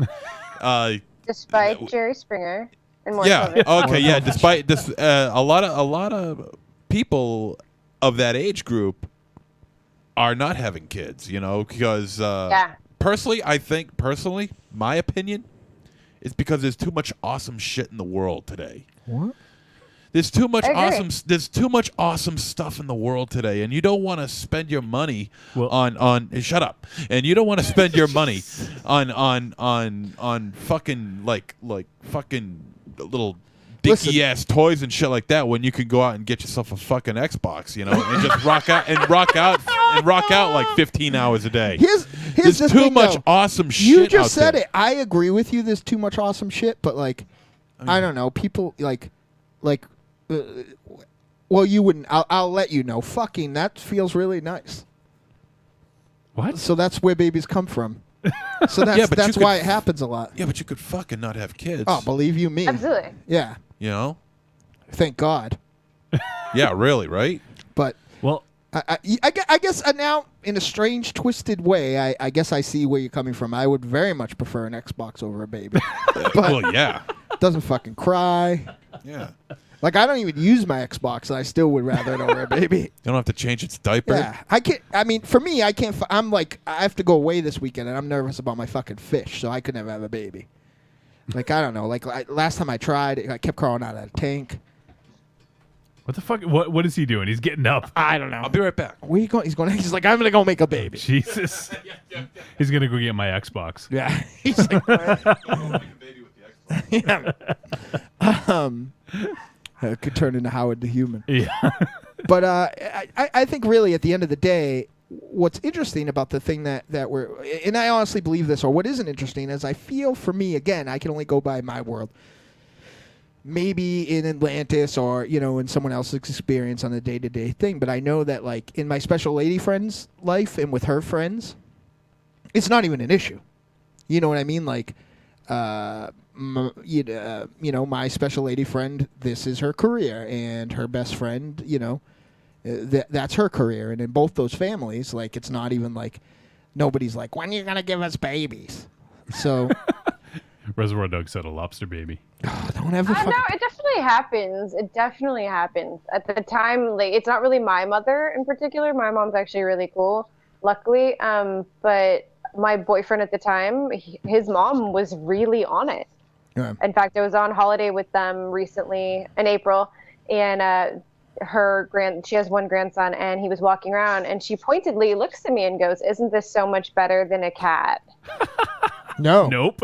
And no spells. No fucking And I mean, way. we wake up promptly to him like screaming his head off the next morning. I'm like, yeah, no, Nope. no, not on any level. And it was just really frustrating. You know, I got mad finally, and I turned and I was like, yeah, that was subtle. Yeah. What do you want? Like, Right. I mean, come on. Ladies, you want that shit to stop? You bring me home. Because people will be like, all right, we don't know. We don't that hairline. We don't want that any fucking kid learning disability. looking anything like that. Yeah, that nice C cup. Like we do not want any of that in our bloodline. It's like pissing in the gene pool.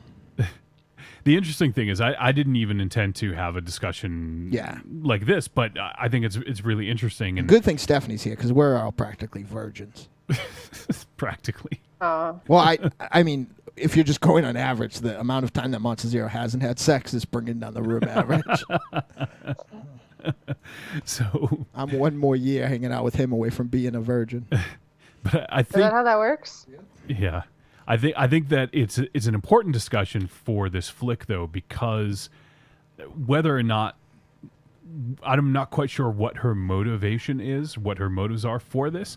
However, you know, I think this could certainly be part of it. Is you know, getting away from the real, like the trials and tribulations of the real world. It's a film about someone who She's doesn't. also got some other things going on. She Sure. thinks Yeah. that VHS is real.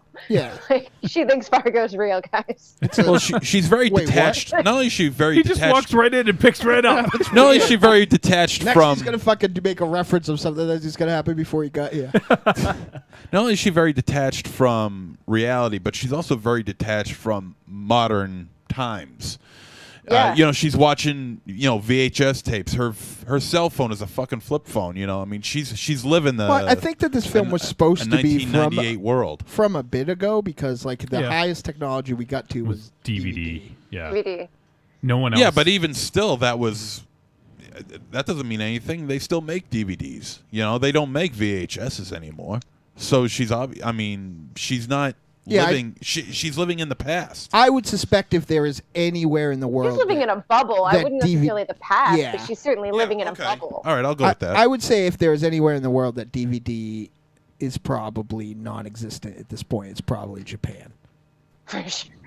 That's one of the things I kept kind of thinking too. She's living in one of the most technologically advanced countries, I would assume, on the planet. It was a little surprising. Yeah. But I think they made a real point to not show too much technology in Japan because it's got to be everywhere. Monster And she Zero lived thinks in that Tokyo, Japan looks so like the I was last surprised samurai. we weren't seeing neon everywhere. It's true.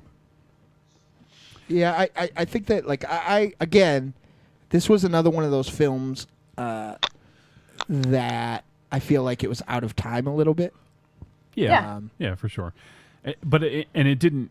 I don't think it necessarily mattered unless what MZ is saying that, you know, like she's sort of out of time, like as it is. I never got that you know, that from watching it. I just felt that she was of the time, but you know, just you know, found this VHS, you know. So let me just catch up on the chat room real quick. Chris G says cats usually don't shit themselves. Point for cats. I almost peed myself today, bad. And he also said trees don't count, Mars. I'm not sure what that means. I'm not sure either. Yeah, but I mean, There's a this is what reference I to don't understand. I mean, if she found this fire. VHS, Monster Zero's on fire. she found this VHS of Fargo, right? Right, correct. Which means in order for her to play it, she would have to have a VHS player. She had a VHS. She did. Yeah, she had a VCR. Sure, she had Yeah. one. Yeah. All right. So I mean, I have still one. in this time, in this, I have mean, one. I have a VCR. Yeah.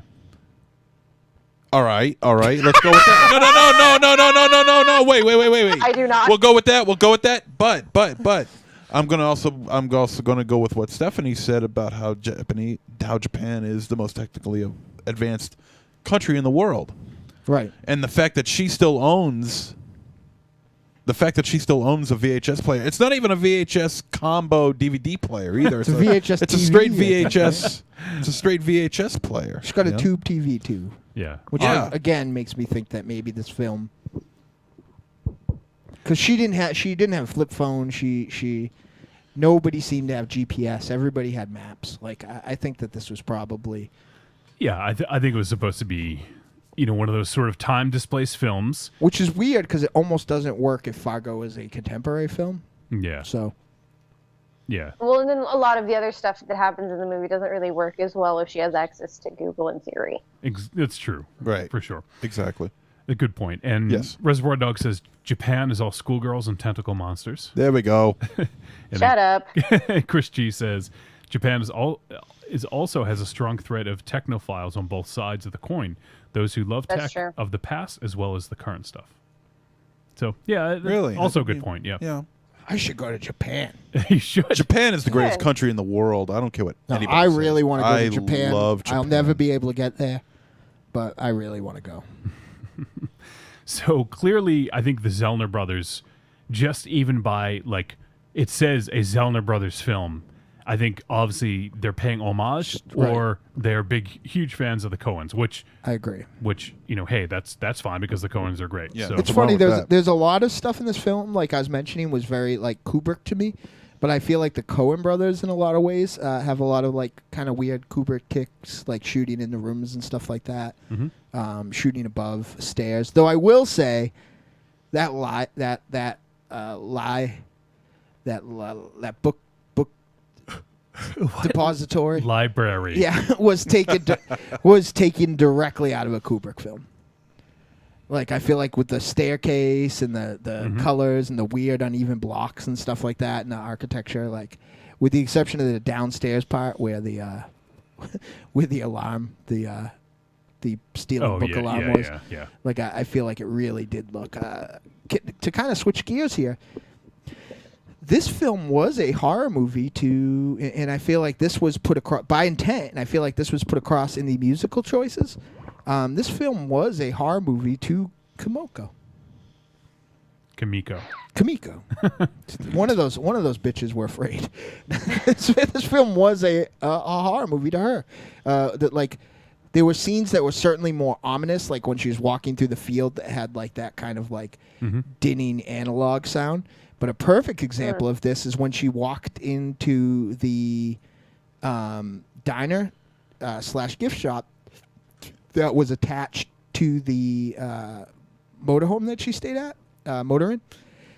Yeah. The music was ominous, and it was shot from over her shoulder. And I think it was to show how, for us, we're seeing this, right? So this is just stuff, right? We know this stuff. But she's seen this, as very terrifying. Mm-hmm.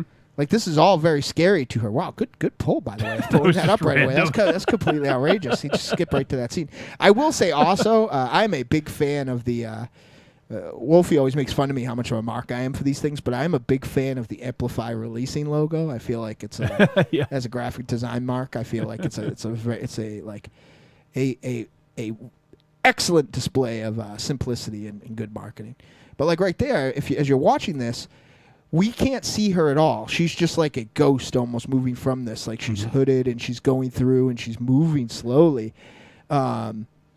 And to everybody there, nobody's really paying her any mind. She's just the tourist to everyone else. But to her, it's what the fuck is going on here? These people are all sitting at this,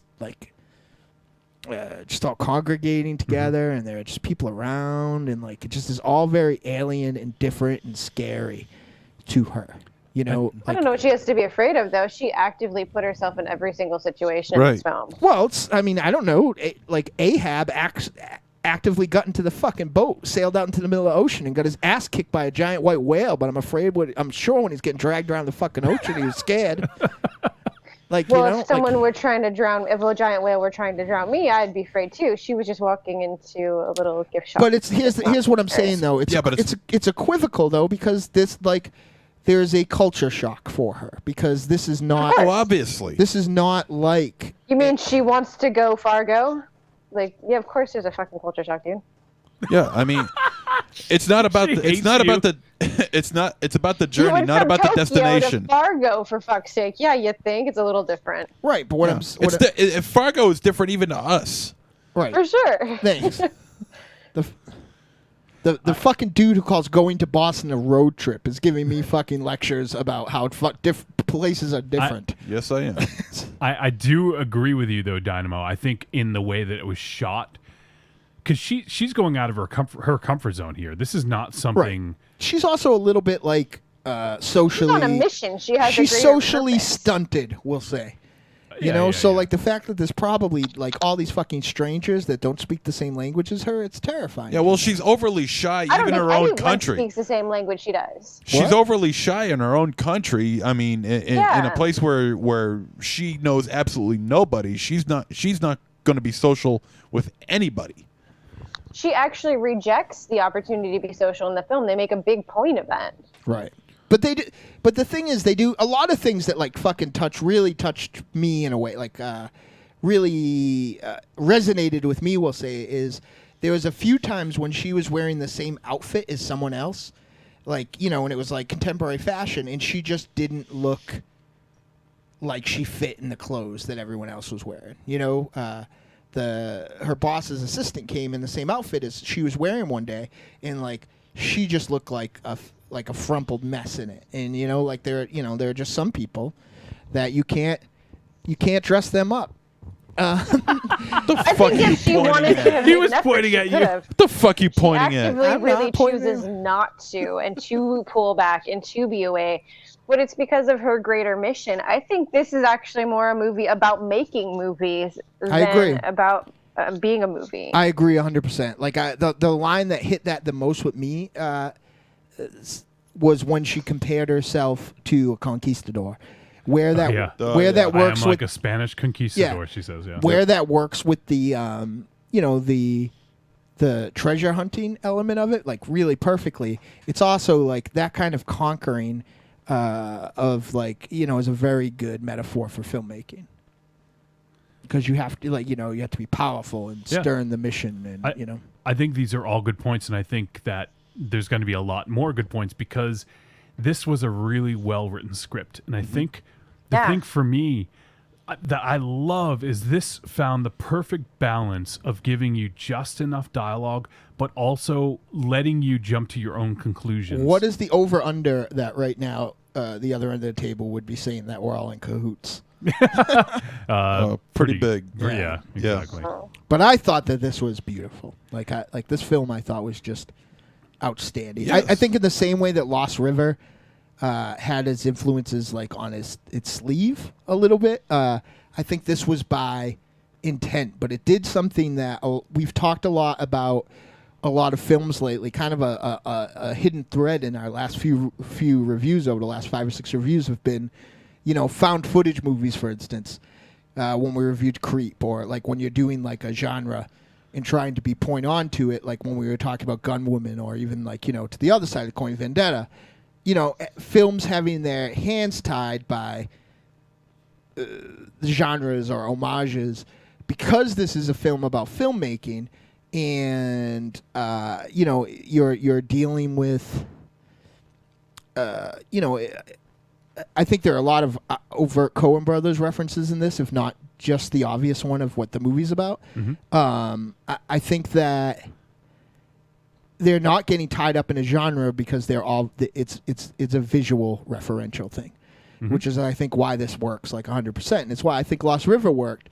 But this is more, I think, by like Lost River was kind of like the greatest ambiguous director's cover band, right? Like I loved it. It was one of my favorite movies of the year, but like, you could definitely tell that he was doing all these directors at different times. Yeah, for sure. You could see that influence. Right. And this is like, I thought it was fucking phenomenal. The best thing that this did was the casting.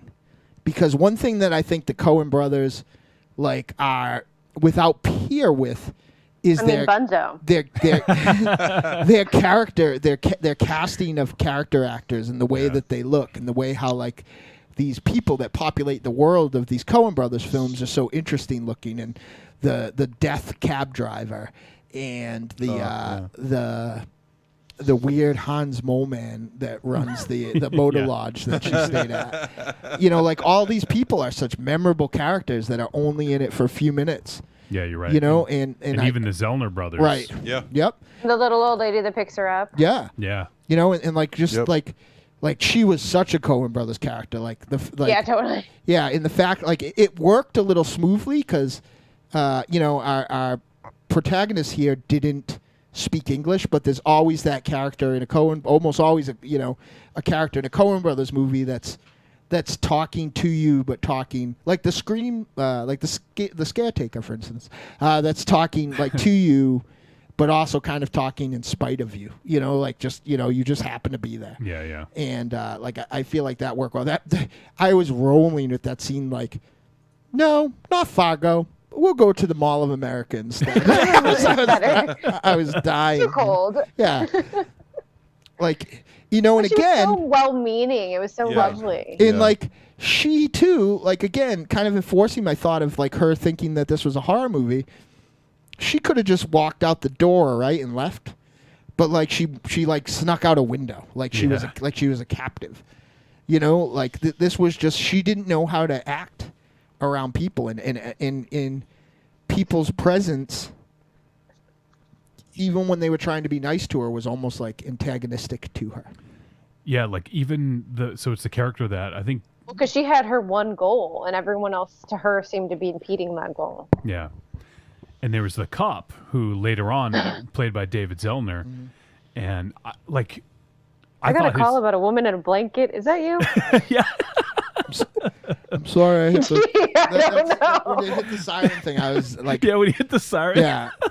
This may be the most, and I'm sure that somebody's going to fucking call me on it and point out something that's more so, but this may be, is at least in the running for the most spot on, like, cinematic homage that, like, I've ever seen. Like, I saw a couple movies very recently, and I can't recall their names. They had really, really great casts. One of them had. That's been great.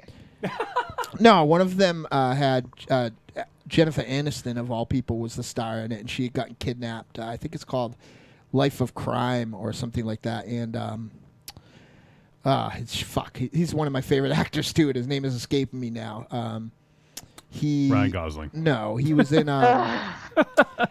Gross.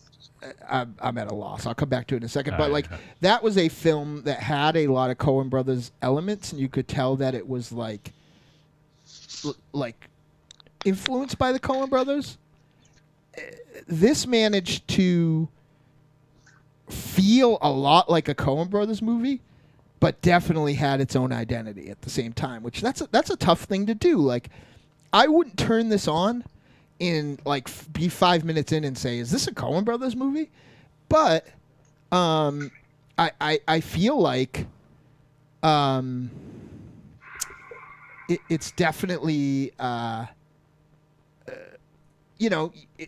it's you don't have to look very far to see the Coen Brothers. You know what I mean? So like, I'm not articulating this very well, but I feel like that's a really hard thing to do. Like, be so on the nose, but still have this other like sub identity. Still be subtle. Right. Like it's crazy. So, one thing that I was.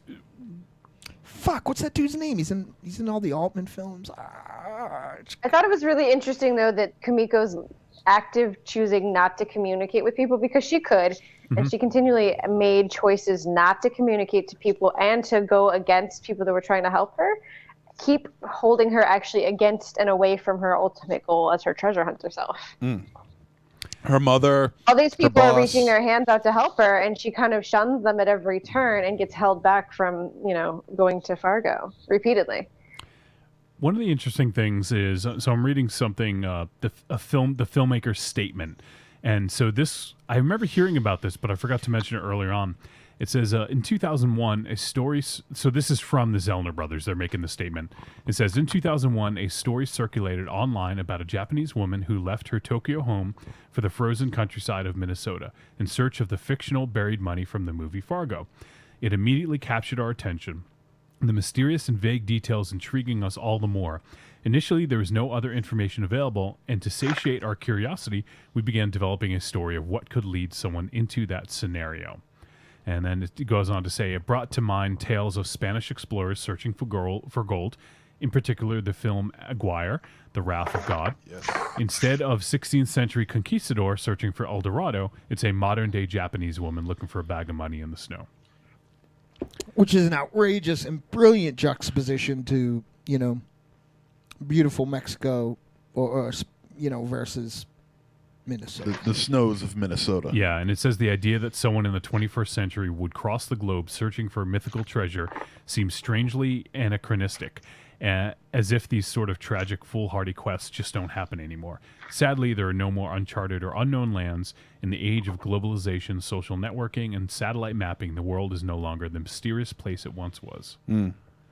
The movie I was talking about, by the way, I recommend it. It's on Netflix right now. It's called Life of Crime, and it has the awesome Tim Robbins. But more importantly, it has brilliant character actor Mark Boone, and one of my favorites. I always say his name wrong, but I believe it's John Hawkes, who was my favorite part of one of my favorite movies, From Dusk Till Dawn. Mm-hmm. So we've talked a lot. We haven't talked a ton about like what happens in this flick, but I think that that's not really what's important. I think what's important is a lot of what this film, the conversation that's spurned by it, and I just think it's like. Well, except for Bunzo. That's also very important. You know what? Let me tell you something about Bunzo. That's the saddest thing in the universe. I was afraid this movie was going to take a really dark turn. Yeah. Because me and Bunzo rolling in the benzo. Because I mean, see, I know. Yeah, I like the dark shit too. But I mean, when she was holding Bunzo and she was like, so worried. and she's like, I'm so sorry I have to do this, and she's standing over by a small pond, water, and I'm thinking to myself, Jesus Christ, don't throw the bunny into the water, please don't. I was actually online with Wolfie at the time going, oh no. He's like, oh, this can't be good. I'm like, because the tone, you do that and the tone of this film is going to go completely into the shitter. But the unfortunate reality of it is that's what happens probably worse than letting drown in it. Most people don't put them in the water. Most people we get calls that people left them in the park a lot. That's a domesticated animal. And that was her plan. I mean, yeah, you're free now. He's like, what? And then when she's over at the train station, she's on the boarding dock, and I started freaking out again. I'm like, please don't throw the bunny onto the tracks while that train's coming. That's exactly what went through my mind, and thankfully she didn't. She just put him in the train and just walked out. But I was like, the funny version of Suicide Club? No. if my life of cartoons has taught me anything, that bunny will just get train tracks in it and then like put his finger in his mouth and blow, and then we'll get back to its normal size. Right? That's how that works. I say that as I'm feeding my bunny now. Yeah. And it's worth saying too, by the way, and I'm bringing this up. Sorry to peel back the curtain too far, Wiley, but I think that this is so sweet, and knowing her stern exterior, but Stephanie actually volunteers quite regularly, like more than her social life should probably allow at a shelter for bunnies. So. Good. Yeah. You have Monster Zero's approval. Good. No. I love animals. Now go make a baby. I love animals. I love animals. I eat them on a daily basis. I love animals. Well, I love animals. I eat animals. Yeah, sorry. You both do. Yeah, well, sorry. You can't, yeah, but would you eat a little bunny? I would eat fucking people, too, if they were available, and I love you.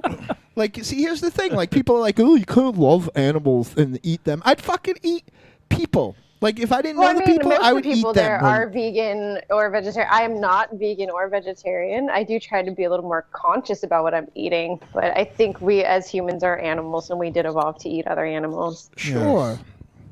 Let's do it like we do on the Discovery Channel. Stop it. Yeah. But I thought this movie, the movie would take a really wrong turn. This movie would really take the wrong turn if something was. The bunny would be fighting off inbred cannibals from if the bunny was Hills. killed in the movie, and thankfully he wasn't. Thankfully, Spoiler alert. Spoiler, geez. Hold on. Though I would be happy for that because I'd be like, oh. Sequel. Yeah. Bunny fighting off cannibals The on the return train. of Bunzo. Yeah. Bunzo's return. So Bunzo's revenge. yeah, we need to wrap up in just a few moments, but Chris G made a good point, and he says in the chat room, that too could be a parallel to a theme that the Coen brothers as well. The stranger forced or forcing themselves free of a situation they were locked in. And one other thing... She's never locked in, though. Like, she always chooses to simply go away from the things that are trying to help her. And she was given many times to say, come back. I mean, phone calls from her mother, Well, she come back. She definitely also like committed of like larceny too, right? Like she's Yeah. Like, She's on the... yeah, she's kind of a lamb on the lamb, yeah, would you say? Yeah. You could Cute. I see what you did there. get the mint jelly because she's on the lamb. I think I'm the only one that saw that, though. Exactly. So the other thing... like even the policeman trying to get her help, and he goes to the Chinese restaurant, like, do you speak Chinese? Yeah, really, huh? No, I only speak Chinese. What? You don't speak a little Chinese? You sure? Like, she's not sure. Like, she doesn't know. Like, if you really think about it, you're going to remember you totally speak Japanese. I mean, that sounds like something Ravenshadow would say, It totally does. The other thing I wanted to bring up about this interview with the Zellners was it's exactly what you said, Dynamo, and Stephanie had picked up on this as well. I didn't pick up on it at the time when I was watching it, but it's a really interesting juxtaposition, I guess. But it says, Kumiko was a true labor of love. We, along with our producing partner Chris Olsen, had our own obsessive quest to bring this tale to the screen that spanned over a decade. Shooting in 2 different parts of the world in 2 different languages with extreme weather conditions and limited resources, it, in many ways, paralleled Kumiko's own chaotic journey. That would be true. I think it's about it making any movie, though, not just this movie in particular, but the struggle of being an artist in general. Yeah, I mean, making a movie. You're so isolated. People can't understand your struggle. You don't have any money. You're broke, but you're trying desperately to make it happen because you're convinced that, what you're doing is the right thing. So. Yeah, for sure. And you have a vision that is a greater purpose that no one can understand. Yeah. And this film really fucking pulled on my heartstrings too. I don't know, like I didn't expect that, but especially the end. So I do want to have a little bit of a spoiler section. Yeah, definitely. Before we head there, is there anything else that you guys want to discuss before we talk about spoilers? Actually, the soundtrack was really rad. Yeah, the score was really cool, very effective, really interesting. Kind of, again, Carpenter-esque in that it was a great use of sound. Yeah. Very specific, very, very, everything was very on purpose. Yeah. Right. And it was done by the Octopus Project was the name of the band that did the score. One other question I was thinking when I was watching this, when you guys were younger, obviously we typically know the difference between fantasy and reality. Typically, but were there any films that you guys saw as kids that you thought were real? I was thinking of, you guys remember the whole thing behind the Blair Witch Project. I mean, obviously, I think we were all in the know, but there were genuinely people who thought that film was real. Yeah, a lot of people. Which is fucking mind-boggling to me, but... so there's definitely films out there. Were there any, like I know you saw... Which is too bad, because anybody that's seen any of that guy's other movies kind of wish he probably died in the woods. For real. I can't think of a single film. Like MZ, I know you saw... either. You saw Cannibal Holocaust fairly early on. When you saw that, did you know exactly what that was? No, I knew it was fake. I knew it was When you saw fake. Popeye, did you think that was real? I thought that was real, and when I found out that Robin Williams' arms really don't look like that, I was very disappointed. Devastated? Yes. Yeah, beyond belief. I just it was just a question I thought of when watching this, and I can't think of any films that I thought were legit real, but I didn't know if you guys had any. Well, I guess more interesting than she thought it was real was that she also simply seemed to think she was the only person who'd ever found such a thing. Yeah, exactly. like no one else got to this before you. And then you went and bought the DVD, but you still think that there's no chance that anyone else has ever gone out and looked for this before you? I'm gonna throw something to you, and you guys are probably gonna shit on me for it, but like there wasn't necessarily a film, right? But like, and it's probably hard to believe for anybody who's seen the product in in 2015 versus what I was thinking in 1983. But like, and there's a parallel here.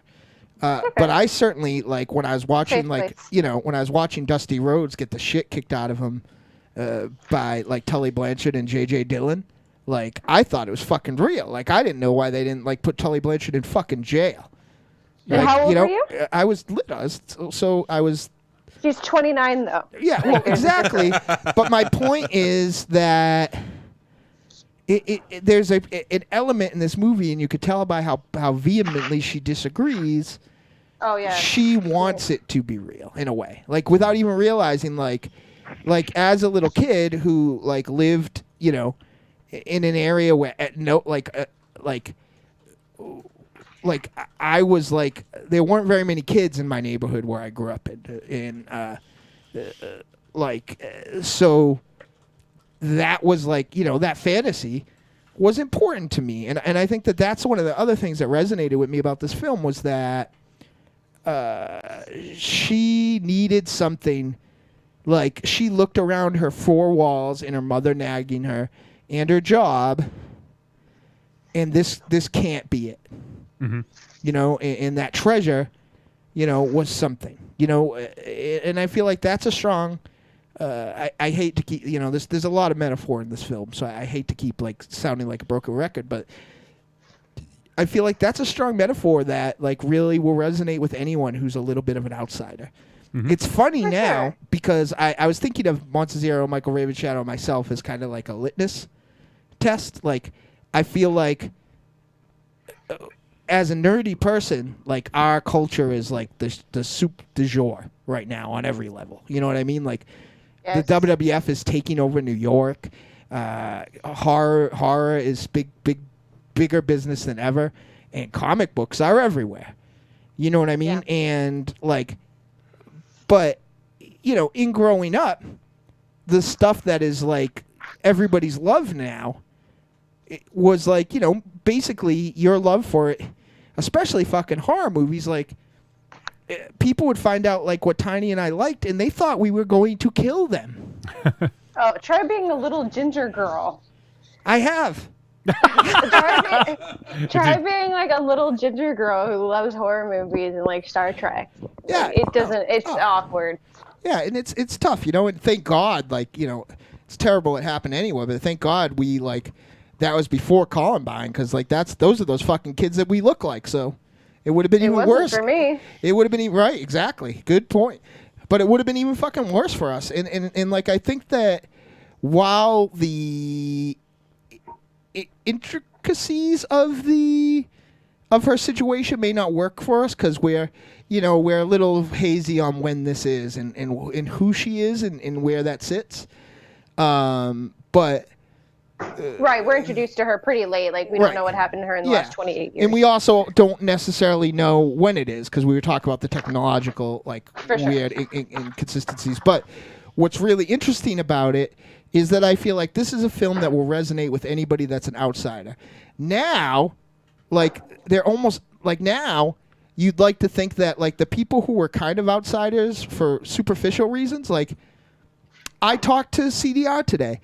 That dude literally lives, like, as far away from me as he can on the other end of the country without being in the fucking ocean. You know what I mean? Like the world has opened up to people, so it's harder to be outsiders. But there are still these people who are, through their social awkwardness, through their super esoteric interests, through their, through their misgivings of their upbringing, like are just alone because they don't know how to be anything but alone. And they don't understand there was even a really poignant scene in this where she didn't understand the guy's vocabulary. And thought that, like, all right, well, he says that he wants to get down. We're going to get down now, I guess. And, like, it's just, like, there are just people in the world that are alone. And, like, they're looking for that thing. And I think that this box of money that Steve Buscemi supposedly buried under the snow in real life is like that thing, that holy grail. Mm-hmm. You know what I mean? To get them out of their house, and that was it for her, you know. And I think that really speaks to whatever, I guess, gets you out there and gets you doing something and drives you. I think that's really what matters. Even if it's this crazy fucking batshit thing, the fact that you're out there doing something that you are convicted about, I think that's really what matters. So after a huge outburst, I watched Willow Creek with my in-laws, right? And I thought about like how fucking crazy some of those people in it looked. But at the same time, that dude who only wrote fucking songs about Bigfoot, you find a fucking thing of him being either interviewed or singing where he's not fucking smiling from ear to ear. You know, like it's just like really interesting to me that this movie is almost like a like her social situation. Is that fair to say? Like I don't want to say. I'll just say the fucking worst thing I can say. Her social retardedness, right? You fucking. She's stunted. I would say that. Yeah. So her social retardedness added to the ambiguity of time in this film, make it like, you know, are things that drive the point home. Because there are a lot of things like this. If you're into dressing like Steve Buscemi in cosplaying Fargo, you could probably find some fucking people on the internet right now that are into that too. So like the fact that this is out of place in time is probably part of that reason. You know, that's probably part of the reason for it. Well, yeah, but like, I mean, if she had Siri and could just translate everything, sure, she'd be able to get there. This is a fucking road. This is but like she's disconnected, which is really the point. This is the X marks the spot of like, as far as not the metaphors of it being about film or anything else, but this is like a really interesting look at like kind of the last generation of people who could be isolated in their interests. You know what I mean? Like, and I found that really fascinating about this film too. Now, granted, it's hard pressed to imagine that anybody like would like not know this. That said, and I'm so fucking jealous of them. I've told Wolfie the story so many times he's sick of it. Again, I'm going to go back to wrestling because there's nothing I know better than it. A kid came in the store once with a Sheamus shirt. Remember this story, Wolfie? And I said, I'm a huge wrestling fan, man. I talked to him, and I went in the back, and I gave him some of the Chikara swag I had and like a greatest hit CD, and he was so happy. And the kids still come in the store.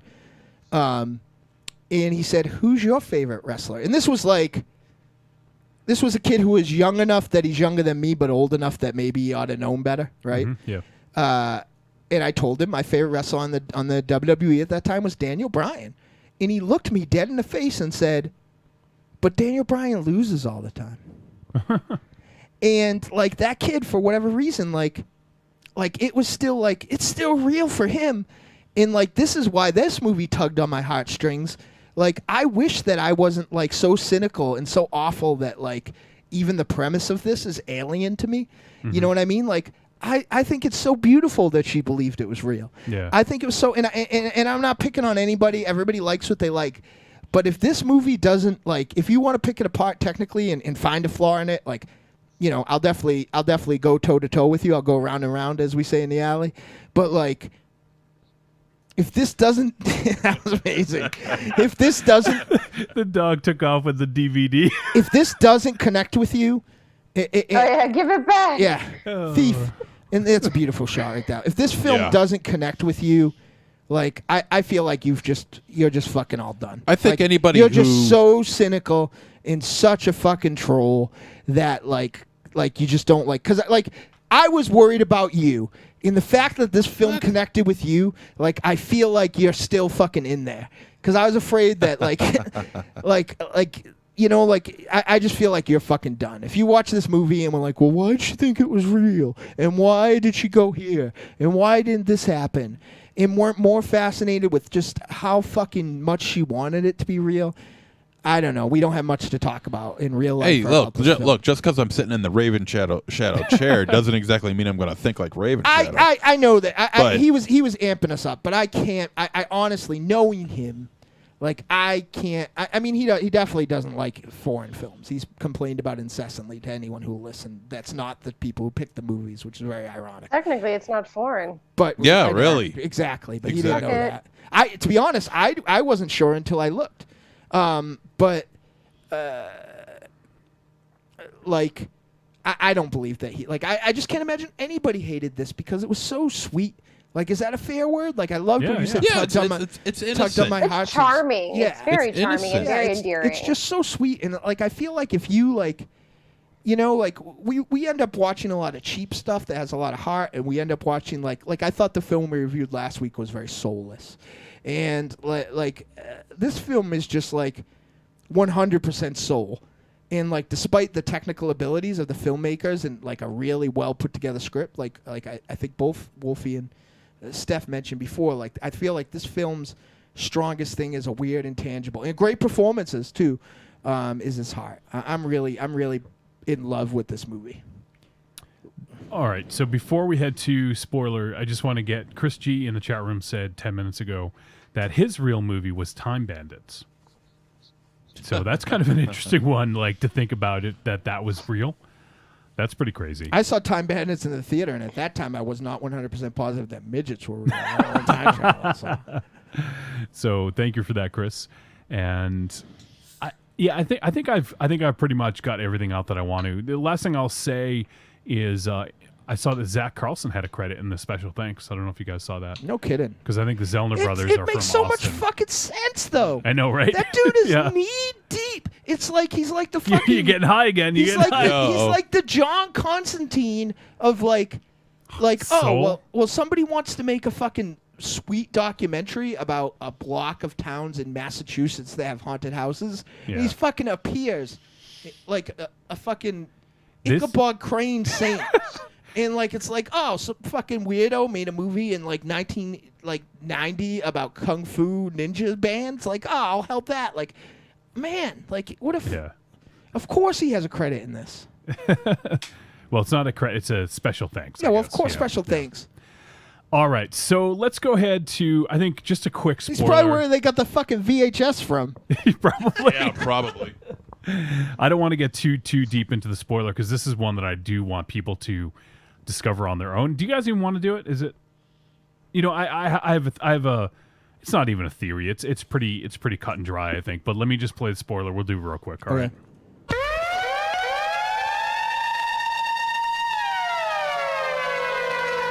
Warning. Spoiler alert. Warning. Spoiler alert. Warning. Spoiler alert. Warning. Spoiler The alert. main character in Night of the Living Dead gets shot at the end. Damn it. I'm gonna watch that later. All right. So the end of this, we're actually watching the end right now in studio, but and also let me just remind folks, if you have not listened to the spoiler section before, we are going to spoil this movie. So if you want to avoid that, just fast forward a little bit, and if you still hear the music playing, that means we're spoiling the shit out of it. So just keep going a little bit until you don't hear this music underneath. So I gotta admit, the end of this movie reminded me of The Plague Dogs, the end of that flick. I agree. I didn't think that, but I agree. Yeah. But I think that I'm just going to come out and say it. I think she died. She definitely died. Well, she died. She died. Bunzo was there, so Yeah. she died. Well, I And- mean, logic dictates you go Oh, out shit, in I the hope that doesn't mean fucking nowhere Bunzo in the died. snow with nothing. You're not Yeah. gonna last very long. Yeah. Yeah, you know what? Yeah, That Dynamo does. brings up a No, point. it does mean that Bunzo died. Yeah. I'm sorry to Ah. No, it doesn't. say. This movie sucks. I think so. Well, because if she isn't, well, I guess okay. You're right, Stephanie. Maybe it doesn't, because if she is, she has It's achieved. like her perception at Yeah. that point. Not he's not really there. Because obviously the money wasn't real. It was Right. what she had been questing for, what she'd been trying to acquire, and then in the afterlife, if you want to call it that, she succeeded. And, Where all your dreams can come true. Yeah, and she was happy because she had Bunzo, she had the money, and oh man, like it just fucking. I watched this late last night, and I was like pretty much trying to like fight back the tears at like 4 a.m. I'm at a point Jesus now Christ. where like they say John Cena's name, and he's done so many Make-A-Wish that Why I you just stop keep bawling. talking about John I just Cena? stop bawling. Boy, you got a hard on for this guy today. When else don't did I you? talk about it? Yeah. Is that true? Yeah, you brought up Yeah. John Cena earlier. Yeah, like 2 times. Wow. Now I'm talking about Make-A-Wish. That's about something different. Oh, no, I'm getting a hard on. Oh my god. So So like there's a point where she Kidding, kind of like kidding. falls down in the snow, and then they Yeah. kind of show her shaking off the snow, and I think obviously that's where the transition is. I don't Yeah. ever think she got up. yeah, I definitely agree, and that we just watched that here in studio because there is the scene where at night, where even here Oh, she's so Where she's screwed. on the ski lift. she's on the ski lift. Is this like her? Is she ascending? Like what? This could be construed a bunch of different ways, Yeah. but I mean, it was still a super sweet ending, despite being fucking sad. Very downbeat. Yeah, but man, it was like that's a fucking movie. I hate to be a Yeah. Ravenshadow, but this is a fucking movie. Yeah, that's the only logical ending that you could give it.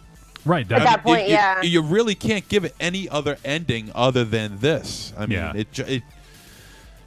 you got a woman who's trekking through all over the world just to look for something, for this treasure, and she goes through hell just to try and get to her location, and it's like she came across that small little oh, the that little God bless you. tight. Sorry. The little fence area. no the little pond, that little pond which Oh, she yeah, found yeah. which she found a suitcase handle anyway. Yep. Oh And- god, that was brutal. Yeah, and that was like that pretty much wiped everything out. This fucking scene though. Oh, when she finds the fence. Yeah, Jesus. yeah, and How crazy though when she was like measuring the TV. Yeah. yeah, and that's So really she'd know smart how many too. fence posts. Like what on earth? And that's really smart too by stitching out the map rather than carrying it with you or whatever. To just assure that it's going to be okay, that nothing happens to it as far as the weather goes.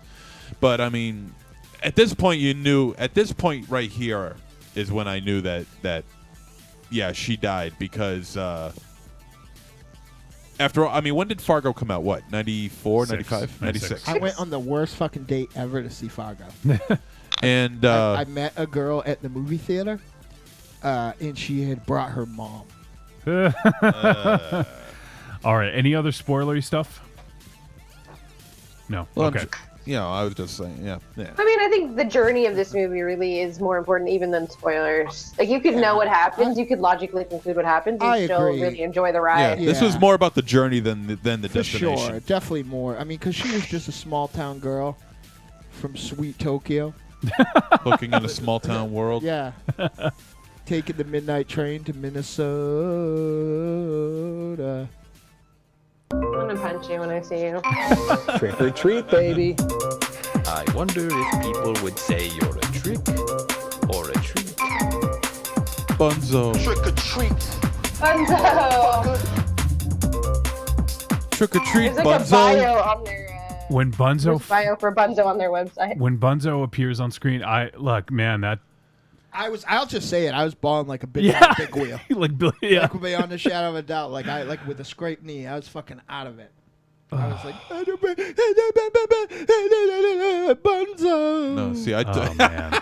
Meanwhile, I'm trying to fucking watch the end of the movie, and every 45 minutes, Monster Zero, every 45 inches, Monster Zero is texting me. I am there in 2 minutes.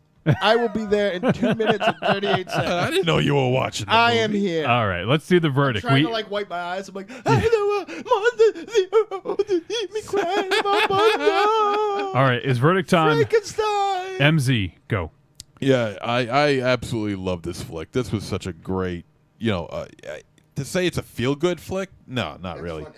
Up until the ending, Yeah, yeah. But this was so well made, so well shot, so well acted. I love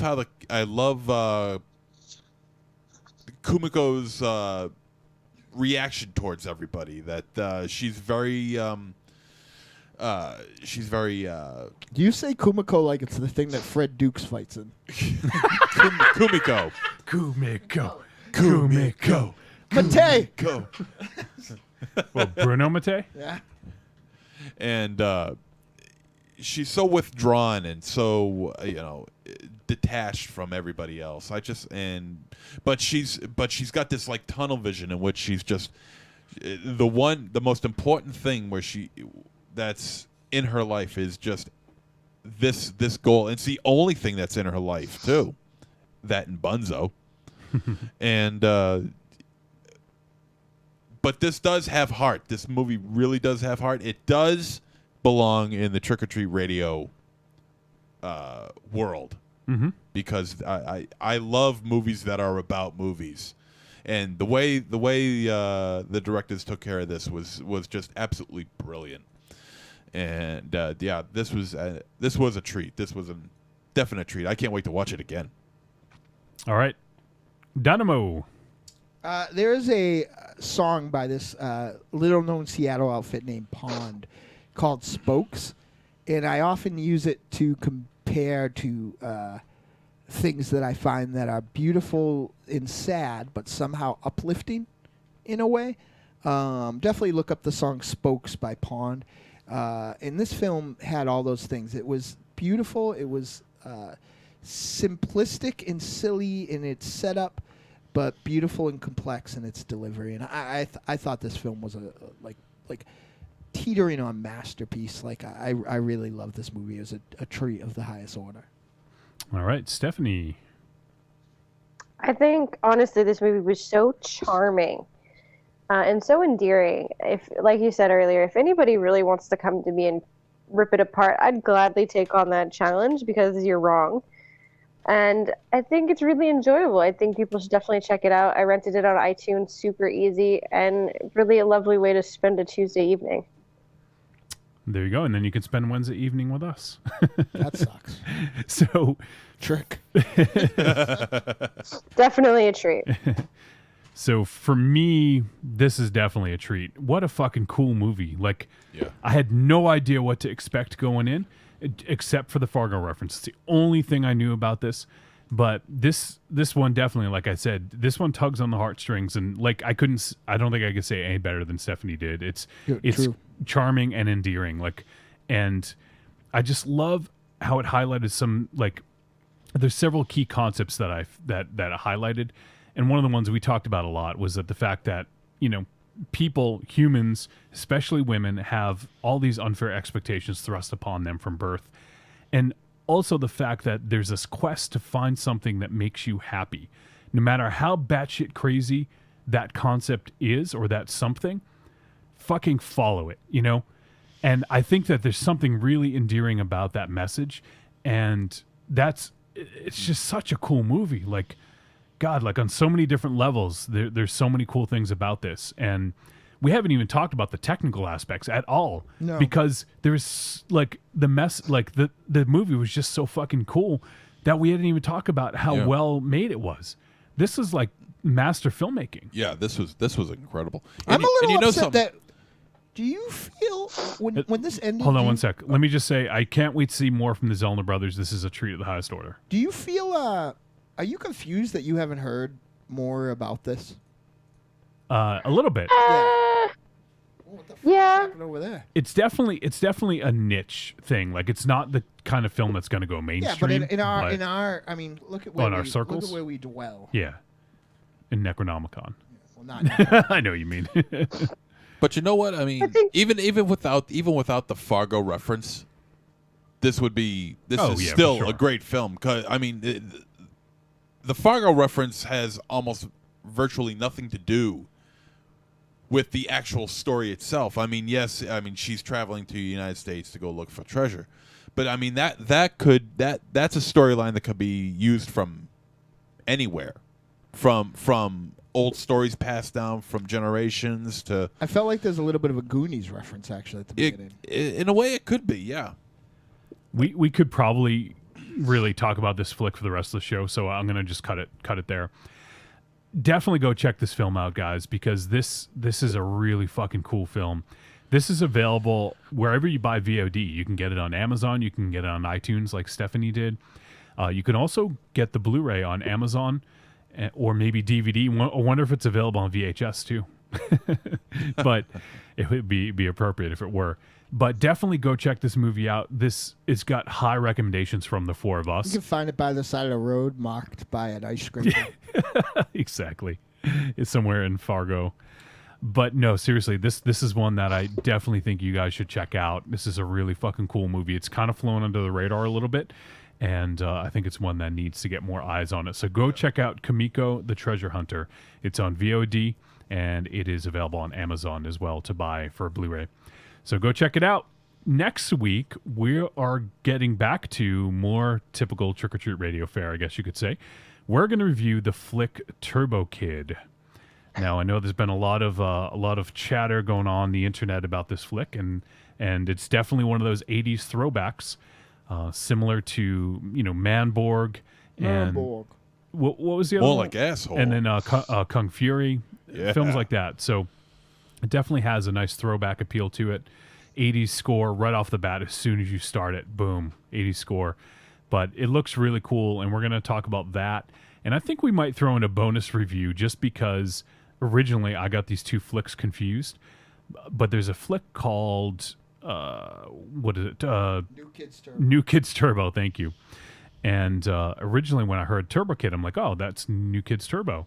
But it's not. Two completely different flicks, but I think we're going to review them on the same show just for the fucking hell of it. And so we're going to do that next week. So check out Turbo Kid. It's available on VOD everywhere right now. So go ahead and watch it and then join us next week. I think we're going to have a special guest who knows a thing or two about the 80s next week. So Howard Jones. Howard Jones. So Howard you're going to the want human. to tune in. All right. All right. So That is weird science. we need to cut to a commercial. MZ, are you going to be able to hang out for a few minutes for the Wes Craven? A little bit. Okay. We'll get to you first. So I got to get. I know you got to get He's gonna go get his crack-a-lackin'. Yeah. award. Yes, yeah, your award. It's a major award. I won it. For Jilly. For Julie, yeah. All right, so we will just be back in about a minute. It'll be a quick break. We'll be back, and we're going to talk. We're going to get Joe DiCanio on the line from Film for Thought podcast. Terrific. And then we're going to induct our first legend into the Hall of Heroes and discuss the films of Wes Craven and I the get man. my comics there. Wes Craven? No, the Hall of Heroes. No, it's the Hall of Comics. Wow. All right, we'll be right back. I love Tree of Life. Terrence Malick. I mean, how could you go wrong? It's vanity shots. Knocked Up.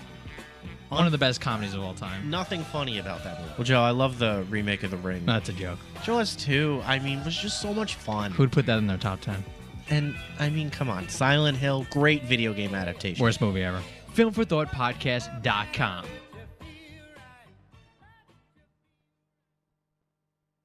Hello, darlings. It's your favorite whiskey-drinking, litigious, singing, dancing fantasy girl. Want to reach out to me and the world's greatest monster-hunting multimedia organization, the Deadites? Log on to Facebook.com/The Deadites. It's got all the info you need to follow the world's greatest monster hunting band, like live appearances, info on your favorite Deadite, music, and all the links you need to our new weekly multimedia and all our side endeavors. Too many letters on Facebook? That's okay, sugar. Just follow us on Instagram and Twitter @The Deadites. Hope to see you soon, and we'll leave the lights off.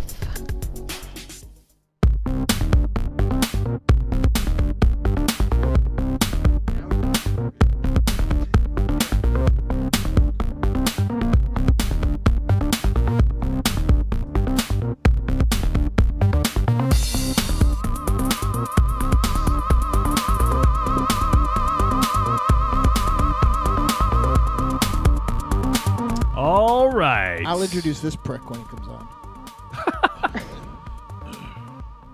He'll be on in just a second then. I love him.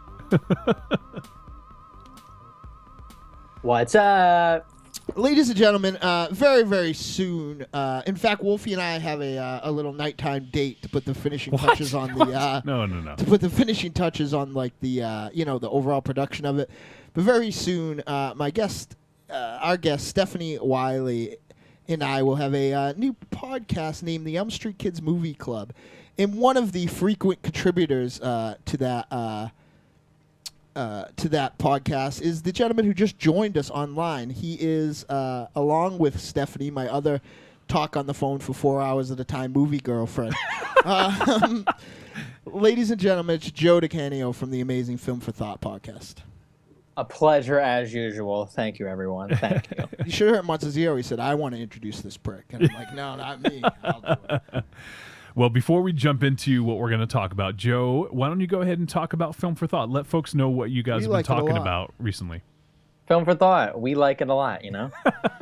Filmforthoughtpodcast.com. We just did the review for Cop Cars up there right now. Nice. This week we're doing the James Bond retrospective part 3. Now, where are we? We are doing end of Roger Moore, Timothy Dalton, and the start of Pierce Brosnan. Excellent. So yeah, I'm Wake about to me watch when you get to GoldenEye. Pierce. Oh, shush. I'm about to watch GoldenEye tomorrow night. I just watched License to Kill today. That's the worst Bond song, I think. Oh yeah, I'm liking the song. I got to tell you. A License to Kill. That's a bad one.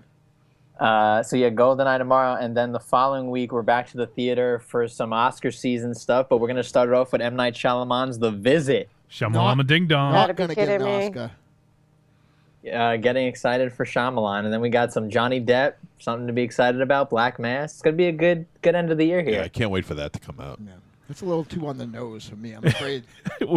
you are Whitey Bulger. Yeah, I'm afraid that. He was in hiding in Dynamo's body. Yeah. I'm going to be like, that sounds familiar. It's going to be like, because you were there, asshole. You fucking old Irish dick. Wow. Even I'm mean to me. See what happens when you're around? All right. So Joe is here. He's going to join in because he heard that we're going to do... we're going to induct Wes Craven into the Hall of Heroes, and he wanted to be a part of it, and we want him to be a part of it. So that's what we're going to do now. I honestly didn't prepare anything. This is totally like off the cuff. We just thought of it, and it's a sad reason for doing this. But as we spoke about earlier in the show, we talked about our living legends, and Wes was definitely one of the living legends, and we probably didn't pay enough tribute to him while he was still here, I guess. Like Whitey Bulger. Like Whitey Bulger. Yeah, not that kind of tribute. So, but Wes obviously was responsible for some of the most successful, I guess, influential horror flicks of the last 30 years. Well, let's put it this way. He flipped the genre 3 times. Yeah, definitely. You're absolutely I would agree. He kicked us out of the gothic horror element right in the balls by giving us Last House on the Left. Yeah. And then he, in its early stages, really changed the direction of the slasher genre with Nightmare on Elm Street. Ironically enough, really echoing back to some of the things that made those Universal and RKO horror movies so effective. And then as kind of some would say his swan song, I guess, he kind of took a piss on all the stuff that he was the father of in Scream, and that for better or worse changed the way of of horror for that time. So I can't think of too many other directors and too many other genres that really made the direction of what they were doing in one genre. You could talk about a guy like Spielberg, but he was doing in multiple genres, right? Mm-hmm. Craven in the horror genre really, not all of his films are perfect or even good, but he really, if he only made those 3 films, think about that. Yeah, for sure. I mean, super influential. So I guess what we'll do is I just kind of want this to be free form. We're not going to do any special induction and anything like that. Yeah, maybe we'll play the Star Wars the throne room music, but in ours, Chewbacca gets a medal, right? Yeah. What the fuck? So let's just run down some of the flicks. At least a fucking medallion, right? Yeah, no kidding. Some of the flicks that Wes Craven has directed. He directed Last House on the Left, which Dynamo mentioned, Hills Have Eyes, Deadly Blessing, Swamp Thing, Invitation to Hell, Hills Have Eyes Part 2, Nightmare on Elm Street.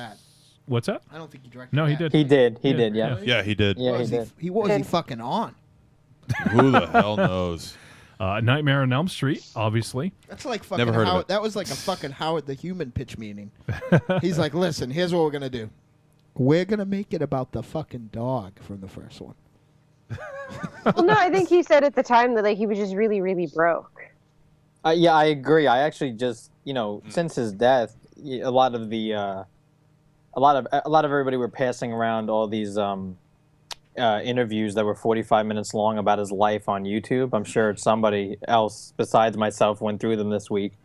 And, I was actually watching the best of Ryan Gosling on talk shows, but I'm going to go back. But I swear to God, I'm gonna punch you when I see you. Come on. Please do. What's interesting? I'm going to. What's interesting to talk about with his life and his filmography is that you just said it, Dynamo. There's quality and then there's a lot of shit.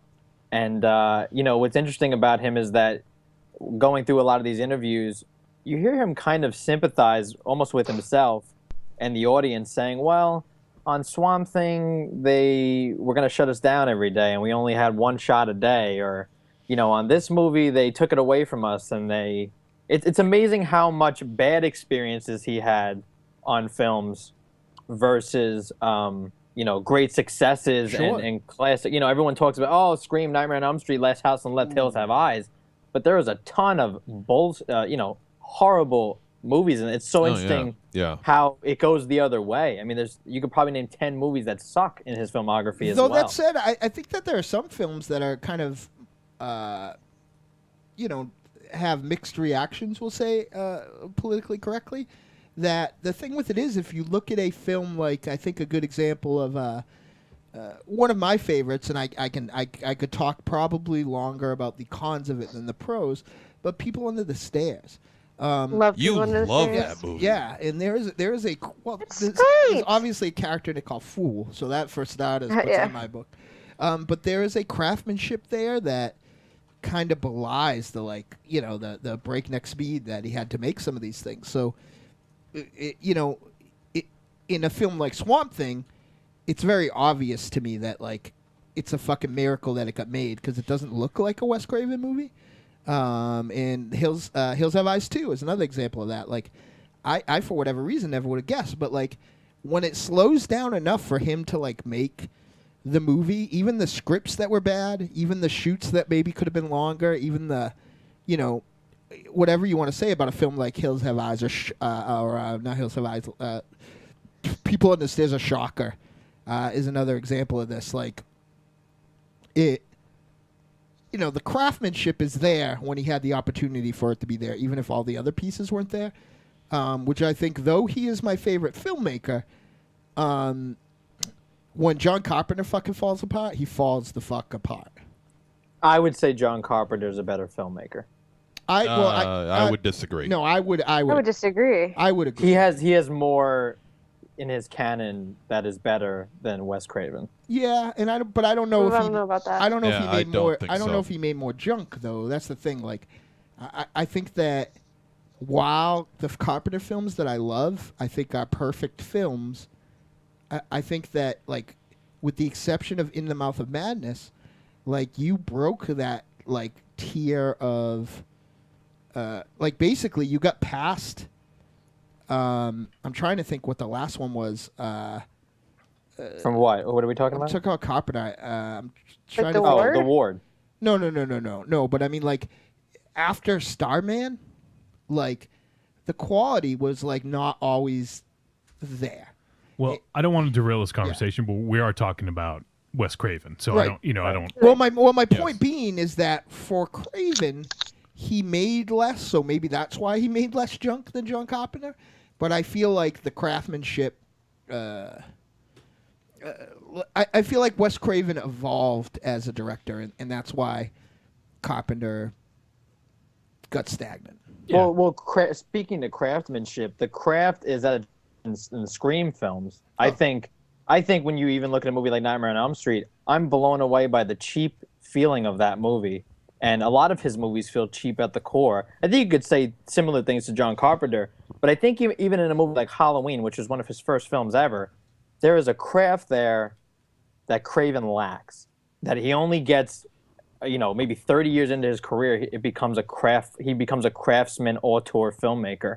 I don't see too much auteurisms with Craven as much as I do Carpenter, but I will say that what's fascinating about Craven, especially listening to a lot of his interviews over the years, and just this past week, is that he constantly tried to leave the horror genre. Oh, yeah. And that's what's so amazing about him is that he had to stay in order to just make anything. Yeah. Every time he tried to leave, it failed. Or he tried. Do anything. He tried for the longest time. He was trying to direct. I think it was called 1,000 Violins or something like that. Yeah. It was some sort of. Well, he did Music of the Yeah, I Heart. think Is he that what made you're? that. Drama. No, I think he did. I think that came out. It was Music of the Heart. It's based. Is that on, what it's called? Yeah. Music of the Heart. Yeah. But I mean, he wanted I used to watch, read interviews. The dude wanted to make a fucking Western. Nobody's business, and he said he liked to make people laugh. Right. He said he made he wrote more comedy scripts than he ever did horror scripts. So I mean that within it, and how many comedies came out? One, two. So I mean that's Vampire in Brooklyn. That's worth noting. But she didn't actually want to be a comedy. Right. Which is funny too. But you know what? I mean, you were talking about Dynamo about how he turned the horror on its ear 3 times with Last House, with Nightmare on Elm Street, and Scream. 4th time, New Nightmare, because he brought in the idea of having the film come into real life. Sure. Well, it almost kind of parallels the movie that we just reviewed. I think that New Nightmare as a film. I think that movie, and I think it's great. Brilliant. I like it. It's probably my 3rd favorite one in the series. I think that that's a little less subtle Scream, as far as conceptual filmmaking goes. I think that is oh well, we're talking about movies and we're gonna bring the movie right into it. Where Scream, while it has it's not without its ham-fisted stuff. Every time Jamie Kennedy there, whatever his name is, gets in front of the camera, it kind of brings the real estate of that film down. And not that I mind him in any way. Generally, I just in that particular character in film. But I think that.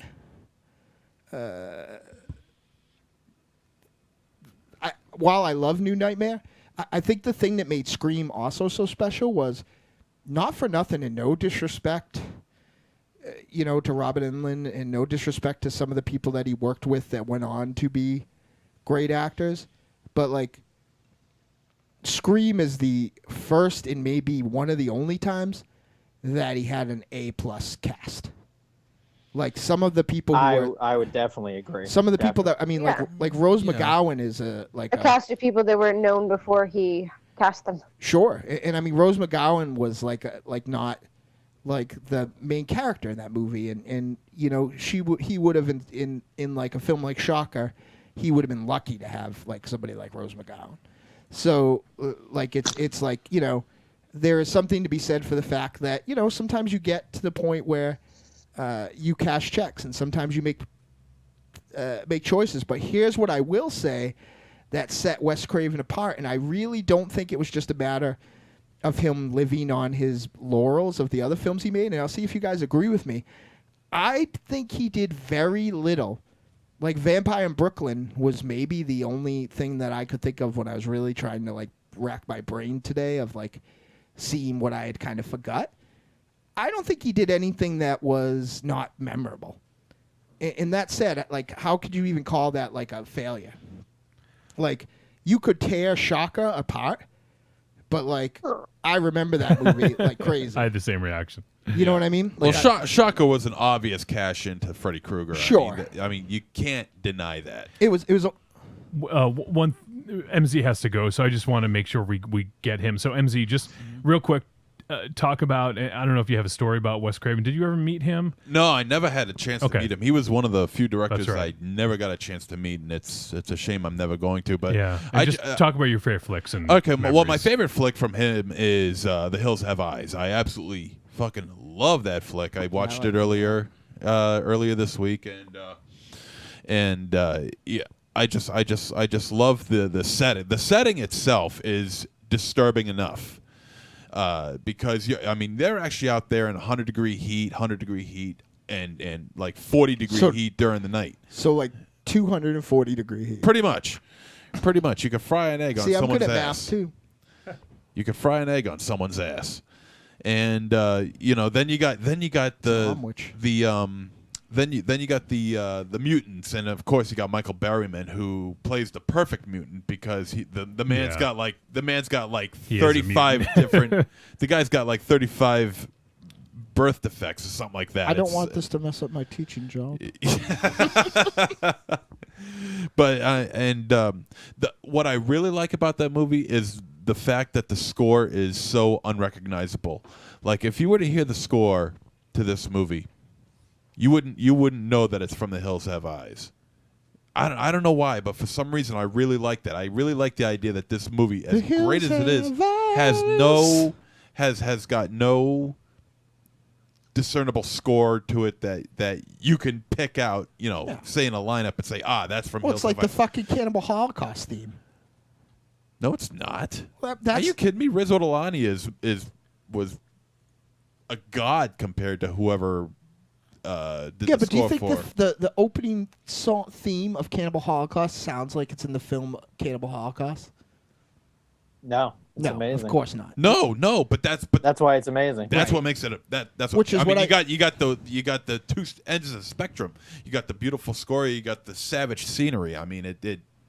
When you Right. got those two ends, polar opposites, and you put them into one scene. You could have just stopped with "I'm sorry, you were right." No, I'm not going to say I'm sorry you were right. But now as far as Scream goes, this is where I feel that Craven starts to take a nosedive. The first 15 minutes of that film, is some of the best unequivocal horror ever made. No doubt about it. The first 15 minutes, bar none, some of the best ever.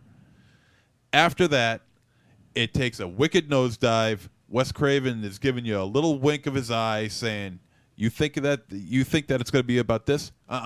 We're going to put in a bunch of smarmy-ass fucking douchebag asshole fucking kids. Monster Zero translation. I hate good-looking people. No, it has nothing to do with them being good-looking.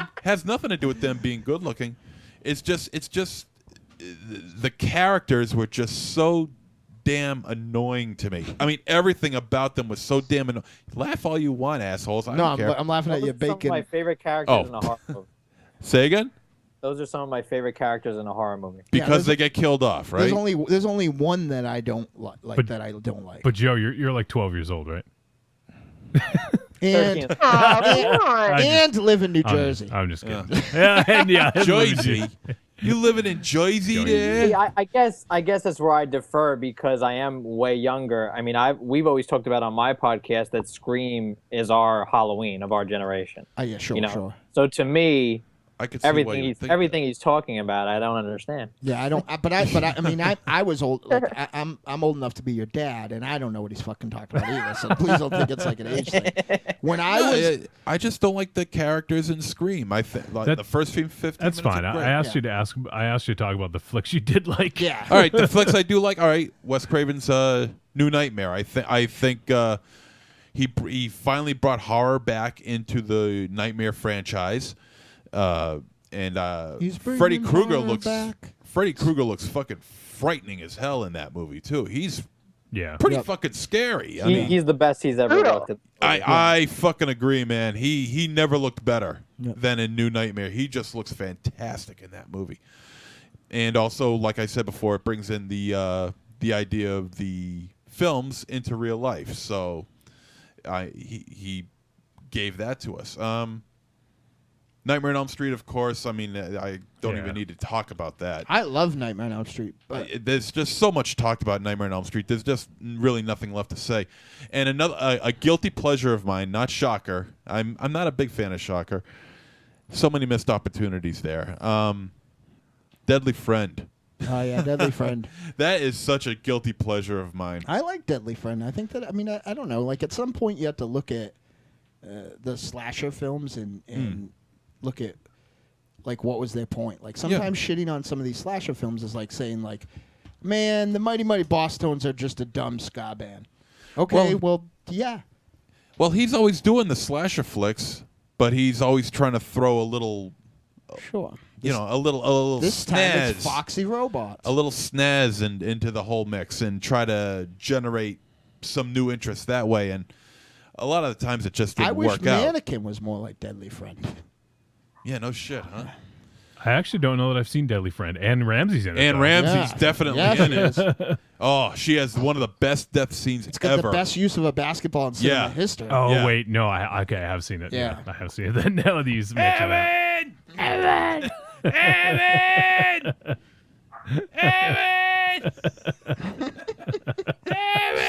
Jesus Christ.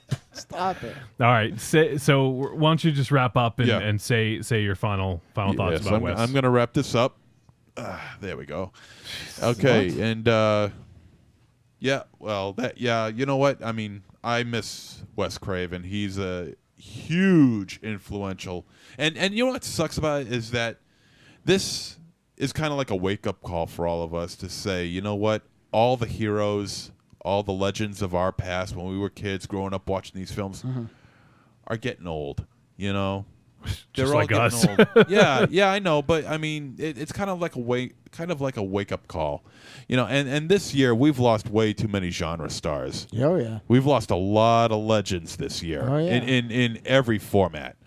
And to lose Wes Craven, that's a tough one. Pulling back the curtains, I wanted to end our Halloween show with like an impromptu cover of People Who Died. But like it would be like 45 minutes long. Yeah, this year. Yeah, Jesus. it's outrageous. From Christopher Lee to Dusty Rhodes to Wes Craven, you know, And Roddy Piper and Roddy all Piper. Pipes. Yeah, it's just a damn shame. And thank you, Wes. You're the man. You made all of our nightmares come true. Oh, that's a good one. I like that. You're welcome, Monster Zero. Hey, what was that? Okay, well, I'm out of here. All right, MZ. Stephanie, good talking to you. Gross. As usual. Yes, Ugh, ain't no worries. Mr. DiCanio, Always a pleasure. always. They're both lying. Yeah, exactly. yeah, he's a good liar. Yeah. And gentlemen, I will see you all later.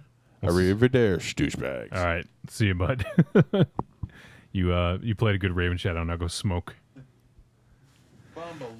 All right. So we unfortunately don't have a ton more time, but I do want to dive a little bit more into this. So I guess what we'll do is now let's go around and just everyone. I know it might be hard to pick one, but everyone just pick their favorite Craven flick, and then we'll discuss that and get a little bit more into it. But it's a tough one for me. Like the ones I remember most fondly, obviously Nightmare on Elm Street, the first one, and I would say Swamp Thing because I saw it a shitload of times when I was Plus, a they kid. accidentally put out the R-rated cut as the PG cut, so we got to see Adrian Babones. Exactly, yeah. And funny enough, Shocker is probably the one I've seen the most out of all of them. I don't know why. Think about how cool that movie could have been if it had a fucking cast that they didn't rub two nickels together. Well, here's one other thing about that flick, and it's definitely not the first flick to have done this, but it was one of the first flicks I remember that had a really good fucking soundtrack. Like that was like one of the selling points of the movie was the soundtrack. So for me, that was something that really stood out, and it brought.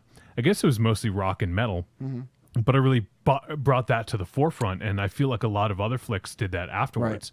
And now, like I said, I'm sure it wasn't the first flick to do something like that, but I remember that soundtrack was a soundtrack that people had, right, in their collection. And like another one for me would be like The Crow, even though clearly not Wes Craven, but that one had a soundtrack that everyone had in their collection. Oh yeah, sure. So I think whether Wes was to blame for that or not, the fact that it was a film that he had worked on, once again, kind of pushing boundaries and doing some new stuff and doing some memorable stuff. Shocker's an interesting film too, because if you even just look at that little piece of a scene where the protagonist is chasing Horace Pinker through like the TVs and the channels are changing. Yep. It's kind of the first time that he kind of even touched on that very meta, idea of filmmaking, of kind of having the movie, making mini statements on genre and stuff like that. Yeah.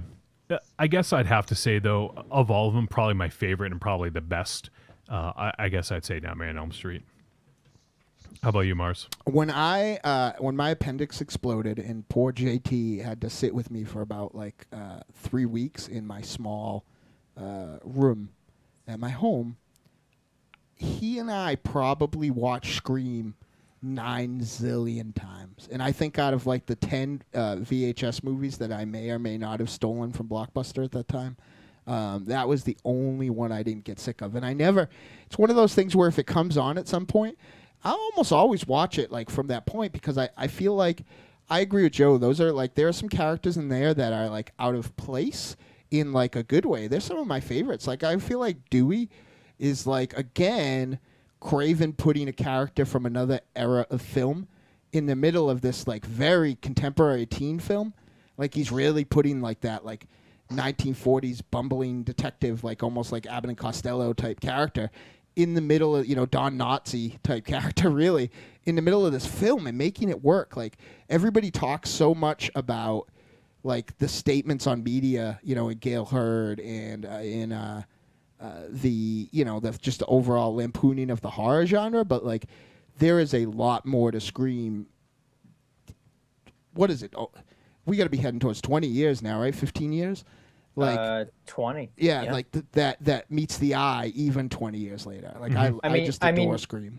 You look at those characters, you bring up Dewey and Gale. How many other horror films do the cops and the press are the worst parts of the entire movie? And you look at those characters in Scream and you're like, these are some of the best characters ever, for this genre. And I think that's totally what they're going for. And don't get me wrong, they are probably the weakest. I would say Dewey is probably the weakest part of Scream. Yeah, I love him, but you're right, I guess. But I think that there on that first film, the commentary on that first film with those two characters is so, spot on. Agreed.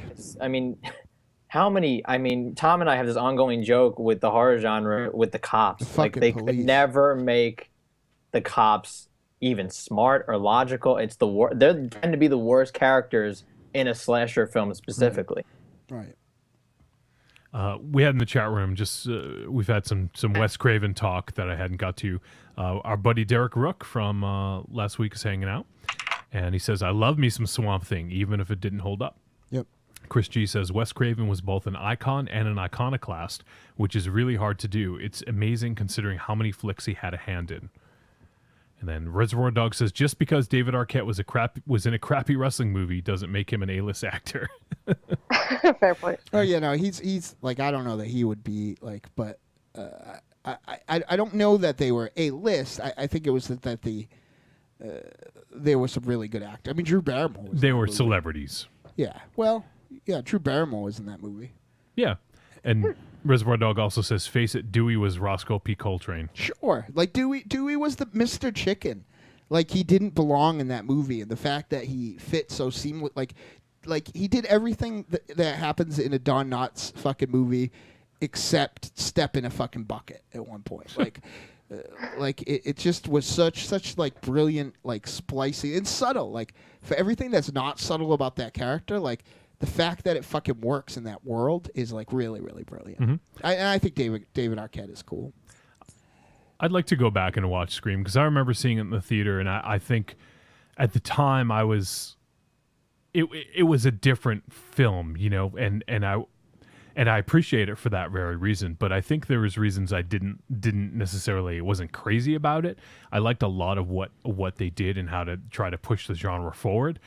But it's one of those ones I haven't revisited in a very long time, and I think it's high time to probably go back and watch that because I saw it in the theater, So, and I've probably only seen it a handful of times after that, but it's probably been a good 15 years since I last saw it. I'll tell you what sucks from a totally selfish point of view, and God bless Scream Factory for getting a People Under the Stairs and a Scream out with all new, Craven participation. But, I was always fantasizing about that really nice, jacked up, 25th anniversary of Scream. Mm-hmm. Like I said, I feel like there's still so much to say, and so much to say later. He saved horror and ruined it in one swell swoop. Yeah. It was like Faith No More. He came in and fucking changed the game, and then no one else could pick up the ball. Yeah, I think that's why I don't have fond memories of it, because of what followed that flick. Right. I remember liking the flick in the theater, but I think all the knockoffs is what really kind of annoyed me after that, Yeah. I Know What You Did Last Summer and all those other flicks. If you want to hear someone review all those piece of shit movies, you can come over to my show and hear Tom talk about them. Yes, absolutely. How about you, Stephanie? Do you have a favorite or favorites? For me, I'm a bit younger than you guys, and Nightmare on Elm Street was the first movie I saw really young, which is probably not really the best thing ever. That explains a lot. It sure does. It sure does. God bless Joe right now, though, because you're not the young. youngest one here anymore. Okay. For the first time in a while. Grammy. It was the first movie that kind of made me think, it was my Jack Skellington, what is this moment? Mm-hmm. I just couldn't believe what I was seeing. I didn't know what to make of it. I didn't know how to process it. I thought it was the most interesting thing ever. And so I honestly really credit Wes Craven for not only my love of horror, but just my love of cinema in general. I couldn't believe such a thing existed, and I was just blown away by the film. Obviously there's been a lot of controversy over the whole Freddy thing because of what Freddy became over time, and became dolls, and there were pajamas, there still are, because he became such a crazy pop culture icon, and because all these little kids were dressed up as him. Are we glorifying violence, that sort of thing? And I think, Wes Craven was a very, very intellectual human being, and he took a lot of it to heart, and he was a bit worried and concerned about what he had created, because he wanted Freddy to be horrifying. And then later on, because of the way Freddy evolved and the way that the franchise evolved, Freddy became funny and he became pop culture. And I don't think he really knew how to reconcile that, because he wanted it to be horrifying and terrible. He didn't want the violence to be good and glorified. And he was really bothered by that. Only in America. No, not at all. But only in America could that fucking happen, though, right? Like this Halloween, be your favorite child molester movie. But I get her point. Yeah. He is a joke in those later movies. He's a fucking disaster in those later movies. Some of them. And look at part 6. He's the Wicked Witch of the West on the fucking broomstick. Right. Yeah, he's Mario. He's basically Mario in one of those movies. Yeah. The Power Glove, right? Yeah. So it just it took a different direction than he ever intended. Lord knows he never intended for there to be a sequel even. But when I spoke to him, I got to listen to him speak at a really strange convention in Boston. Took a huge risk and ditched my friends and went to see him speak in Boston. Yeah, the Stacy and company were setting up a Rock and Shock booth on a Thursday night, and I decided that sounded way less interesting than going to see Wes Craven, and I'm so glad I did. Yeah, no kidding. He was speaking on a panel. It made no sense at all that he was there, but later after the panel, he was there signing, so I got to speak to him. I just kind of, really wanted to bring a point to him that his movies were really important to me growing up, especially at Nightmare on Elm Street, because I had a lot of crap to deal with as a kid, and it was really refreshing and nice to see someone, even a filmmaker, even something that was totally fiction, acknowledge that not all of the adults were right. They didn't have all the right answers. Maybe they didn't know what to do, and that maybe sometimes you had to take care of it yourself. And obviously, there was a lot of talk about kids being messed up from being hyper exposed to violence and all these sorts of things. And he was deeply worried about it. But when I spoke to him, he was really receptive. He looked right in my eyes. We actually talked. We actually connected. He was interested and engaged in what we were talking about. Nice, and he was very nice and thoughtful. And he said, it does really bother him sometimes to think that what he created turned into what Freddy over time became, but that it was really lovely to hear from someone like myself, because at the time he was like, he said that I seemed like a very smart person, seemed really normal, and it was nice. Let's not go too nuts here. Well, I mean, that's what the gentleman said. I have witnesses. Smart, yes. Nice. And it was a comfort to him to speak to someone and be able to clearly say that this is a person who functions in society. She's not murdering people. That's amazing that you got that too, because like you told me the story the other day, and you kind of touched upon it, that you kind of like that wasn't that like you sort of were shunning why you were even on this coast, like to go do that, Oh yeah, absolutely, yeah. Well, I was there for Rock and Shock, and I was there for my friends, but at the same time, I had heard about the event at the last minute. Stacy and Co already had plans to set up. I was actually just in Boston, so instead of having them swing me, I was like, I'll stay, and I'm going to go to this. Which pissed Stacy off at the time royally, but hey, such is life. Mm-hmm. But right now, I'm just so thankful that I got to express. You talk about not telling your heroes and not expressing to these people what they meant to you and what they do mean to you while they were alive. I'm so grateful that I got the chance to do so. Great. Yeah, and to say thank you for your work and thank you for your contributions. I know some people might think we're fucking crazy, but your work means a lot to me. It matters, yeah. It matters. It means something. It desperately meant something to little 8-year-old me watching it, going, "What the fuck is going on around me?" Right. So it was really nice at the time, even to be able to say thank you. And it's so much nicer now, knowing that at the very least, I mean, I was one of how many fans, but that I had a chance to say thank you. And I'm going to give you props one more time, real quick, Stephanie, because you are the queen of that. If you admire someone and they're going to be somewhere, like you put in the work to tell them. Oh, I sure do. Like you've crisscrossed the world to see Stephen King, and just talk to him and shake his hand, and I think that's so important. What about the restraining order? Yeah, well, there is a restraining order. No, he genuinely loves it. He genuinely loves it. The last book tour, I saw him in Austin. And I made a point to wear the next shirt when I saw him again in Maine a few days later. And he's like, "Holy shit, I saw you in Austin. Like, what are you doing here?" Right. But he was stoked. He was really stoked that someone had made the effort. He was like, "This is amazing. Security." No, he's very nice. No, I do think that that's fucking great. Because it's awkward. You know what I mean? Like, you're always afraid that you're going to go up to your hero. Like, I'm going to be like, "Joe, I love your podcast. I think that you're like, the like cat's pajamas, and like Joe is just going to be a jerk, and I've heard some people have bad experiences, and I feel really bad for them. Sure. Yeah, there's nothing. The god-awful horror it must be to actually meet a hero and have them just disappoint you. I don't want to. Oh, I don't. There are certain people I refuse to meet because of that. I don't think I could handle it. My Bruce Campbell I think it would be so sad. Are right where I want them to be. Like, nice to meet you. Take a picture. A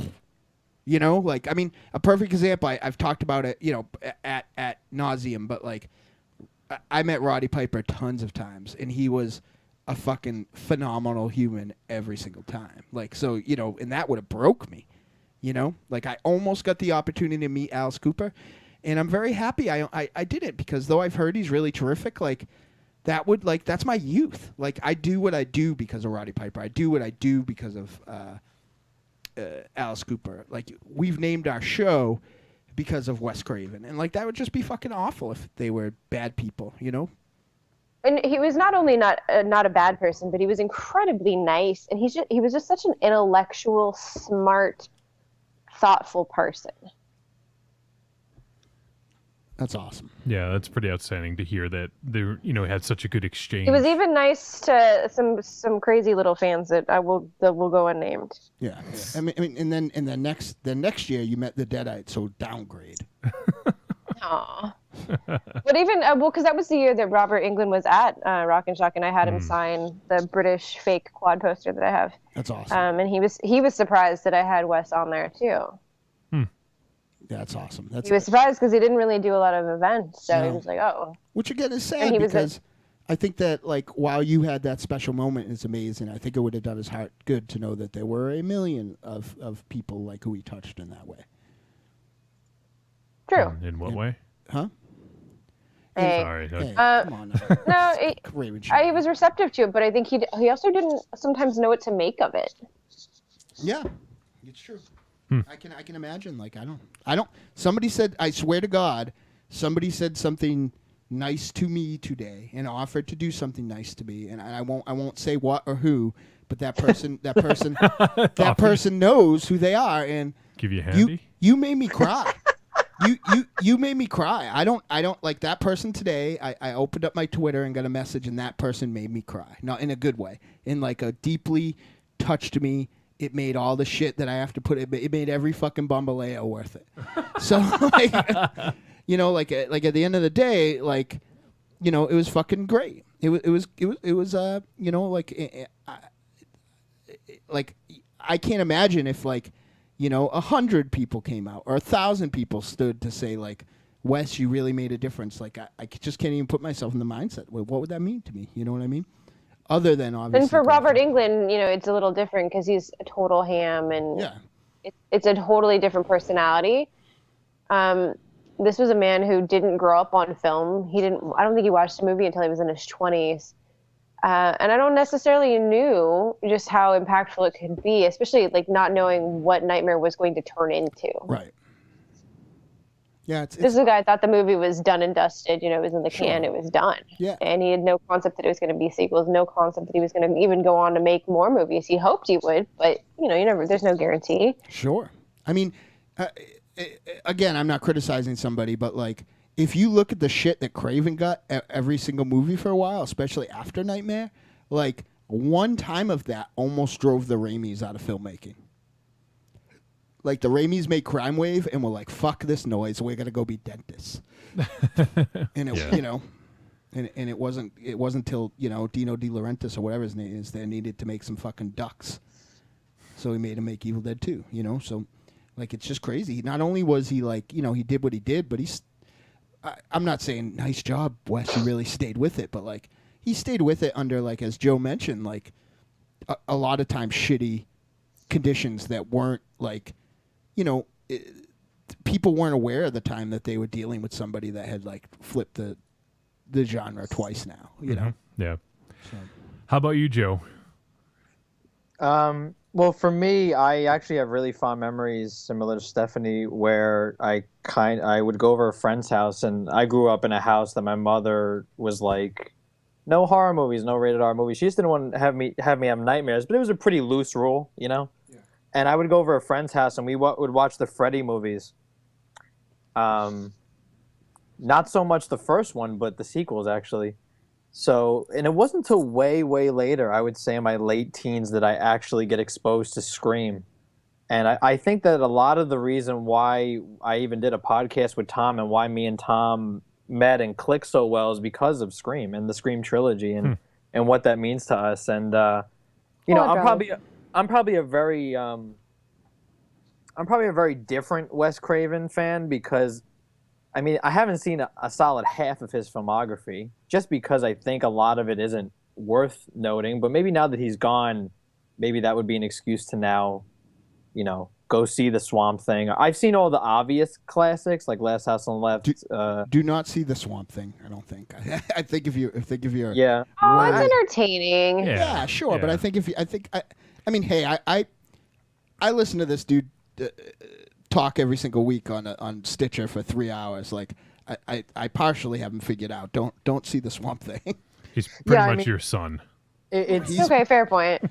I mean, to me, his best films are late 90s, early 2000s. And unfortunately, towards the end of his life, he made 2 movies that I just completely... I mean, My Soul to Take got taken away from him. I don't think too many people know that. And then Scream 4, if you listen to my show long enough, Scream 4 is the biggest disappointment of my life. I love Scream 4. Yeah, I really like Scream 4. I don't love it, but I genuinely really like it. So, I mean, it goes back to my Alien Resurrection issues. For me, the definitive film is obvious. I think it's Scream, and I think that even the ones that follow, the other two are pretty great. It doesn't really come close to Scream, though. I actually think Scream 2 is one of the best sequels of all time. I always say that. Interesting. It's fair. That I would say that and Aliens are probably the best, one of the best sequels of all time. Sure. I guess horror-wise, if we're just going to categorize it. But yeah, Scream is pretty much everything I would want in a horror movie. It's in my top 10 horror movies of all time, and you know, I think that's when I heard Tom actually texted me about that he died, and I actually got bummed out, weirdly enough, about because I you know, although I don't find him to be, he has so many failures, but I guess that trilogy just is such a big part of me. I mean, I was funny. I was talking to somebody recently, and I said the two biggest franchise. I guess nostalgia, I don't know what you want to call it, but like two franchises that define me as a person, or even characters, if you will, is Batman and Scream. So I mean that to me, you know, I guess I just thought of that and I got bummed out, and you know, is someone taking a bath? I'm not even near. Take something out. But you know, for me it yeah, for me it's Scream, and and I don't know, that's pretty great. You know, something that I've really tried to focus on, especially on our show over the past year, that I've kind of figured out through the years, or really doing a podcast and things of that nature, is especially when people die, is, you know, look at the best stuff. Don't look at the worst stuff, because there's a lot of bad stuff that Craven did, and there's a lot of stuff that I could go on and on about disagreeing. And I'm not even a fan of the original Nightmare on Elm Street, but you know, it's you know, when you you know, you judge someone, especially when they're gone, you judge them on their best stuff. And I think that the Scream trilogy is like a holy grail for me in terms of horror. Mm-hmm. And there's also, we haven't even mentioned, like Serpent in the Rainbow. I think is a fantastic, super cool. Yeah, fantastic film. And some of the other ones are just, you know, like he's got some great flicks. But I think we covered a pretty good cross section, you know, from the 70s with Monster Zero saying that his favorite was I'm sorry, not Last House, Hills of Eyes. Yeah, well, that's like a family reunion video for that guy. Sure. Yeah. But we covered the 70s, we had the 80s with Nightmare on Elm Street, and then we had the 90s with Scream. So he pretty much summed up his film philosophy, right? I hate Scream, that's full of pretty people, but I fucking love Hills Have Eyes. It's full of fucking weird-looking mutants. Oh, that's actually a fair point. Yeah, like, well, I that is a good point. But the point that I'm making is that we had films picked from 3 different decades. Like, that's pretty fucking impressive. Right there, right? And no one, I mean, like, you name an artist that I can only think of one, and like his time he's been working has not been as long as, say, Craven at this point. But you name an artist in any genre that is fucking 100% all the time. You know? Yep. And film is the hardest one to, like, I forget that famous saying, but, you know, it's about it's 1,000 people working to make one thing happen. Yeah. You know, and it's harder than almost any film. Almost any art form, in my opinion, it's probably the hardest one. It's a fucking miracle that any of them are good.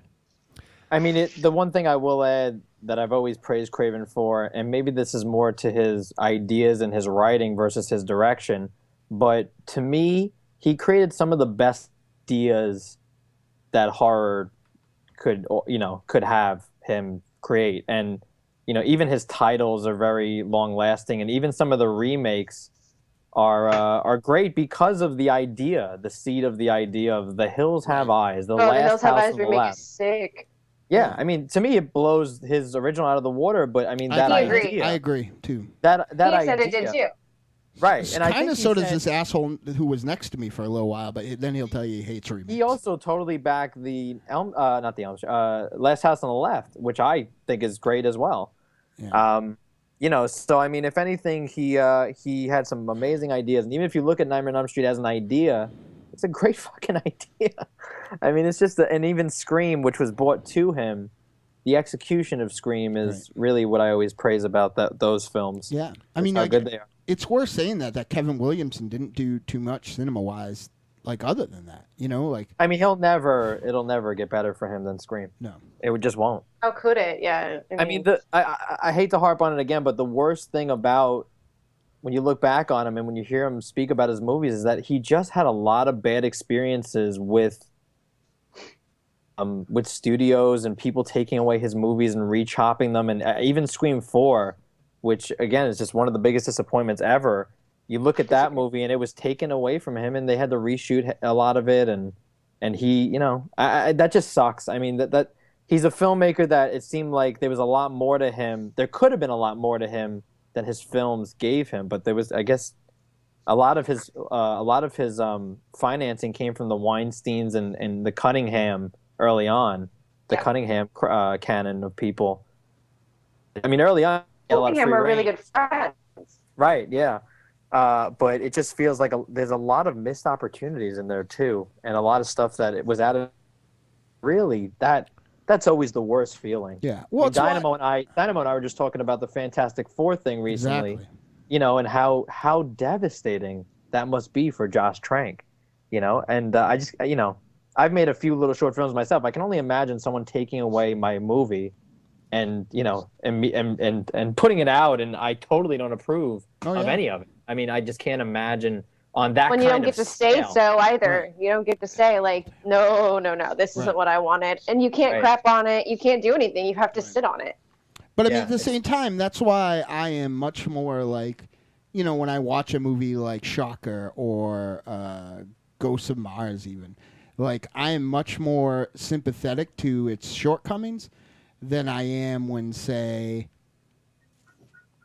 I'm not going to say what I was going to say because it'll start another brawl, three-way dance here. But just say it. We won't. Like where I am when Gonna hate on zombies? the third Nolan Batman film fails for me because that movie had a fucking gazillion tons of money and like a lot of anonymity by the director, and there's no reason why it shouldn't be like fucking flawless, you know? Like no one was threatening to take it away, and he wasn't worried about not having enough shooting days. So like, you know, when I see a film that was made for like the budgetary equivalent of $1.50 with like a limited amount of time, like, you know, of course it's not going to be perfect, you know?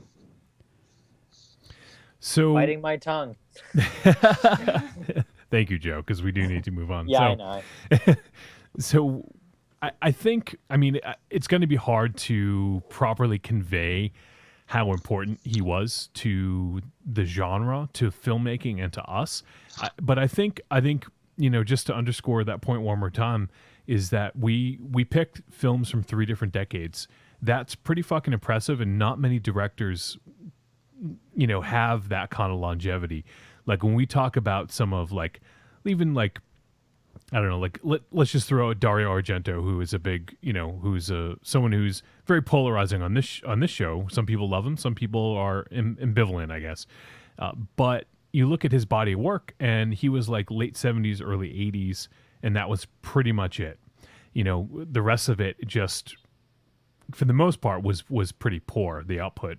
So, you know, for someone to have 40 years of filmmaking and to have made so many like memorable and great films and influential is a testament to his ability, and that's, you know, that's why, you know, it's sad that we did this because he did pass away recently, but honestly, like, he should be enshrined in our Hall of Heroes anyways, regardless. And, you know, that was just sort of the catalyst for this, but it's definitely, I think it's clear that he definitely belongs in the Hall of Heroes. Agreed.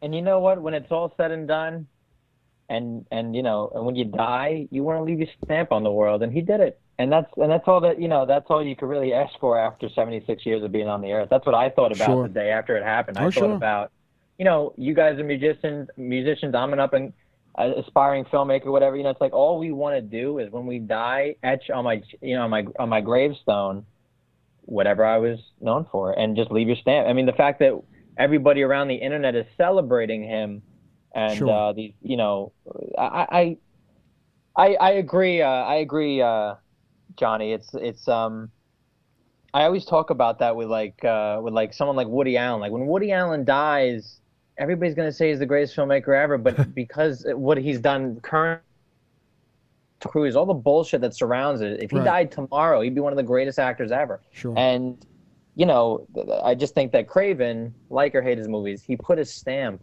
And you know what? The other thing is that there's something here for all of us. Right. That's good. That's a really good point. That's that's the biggest thing here is that maybe Elm Street wasn't my thing. Maybe I thought That Last House on the Left was a piece of shit. But you know what? Scream is my holy grail, right. And I have nothing. There's nothing wrong with that. No, you're lucky if you make one great film. Exactly, agreed. It's like he made a couple. Right. When I die, I just hope I don't make a mess.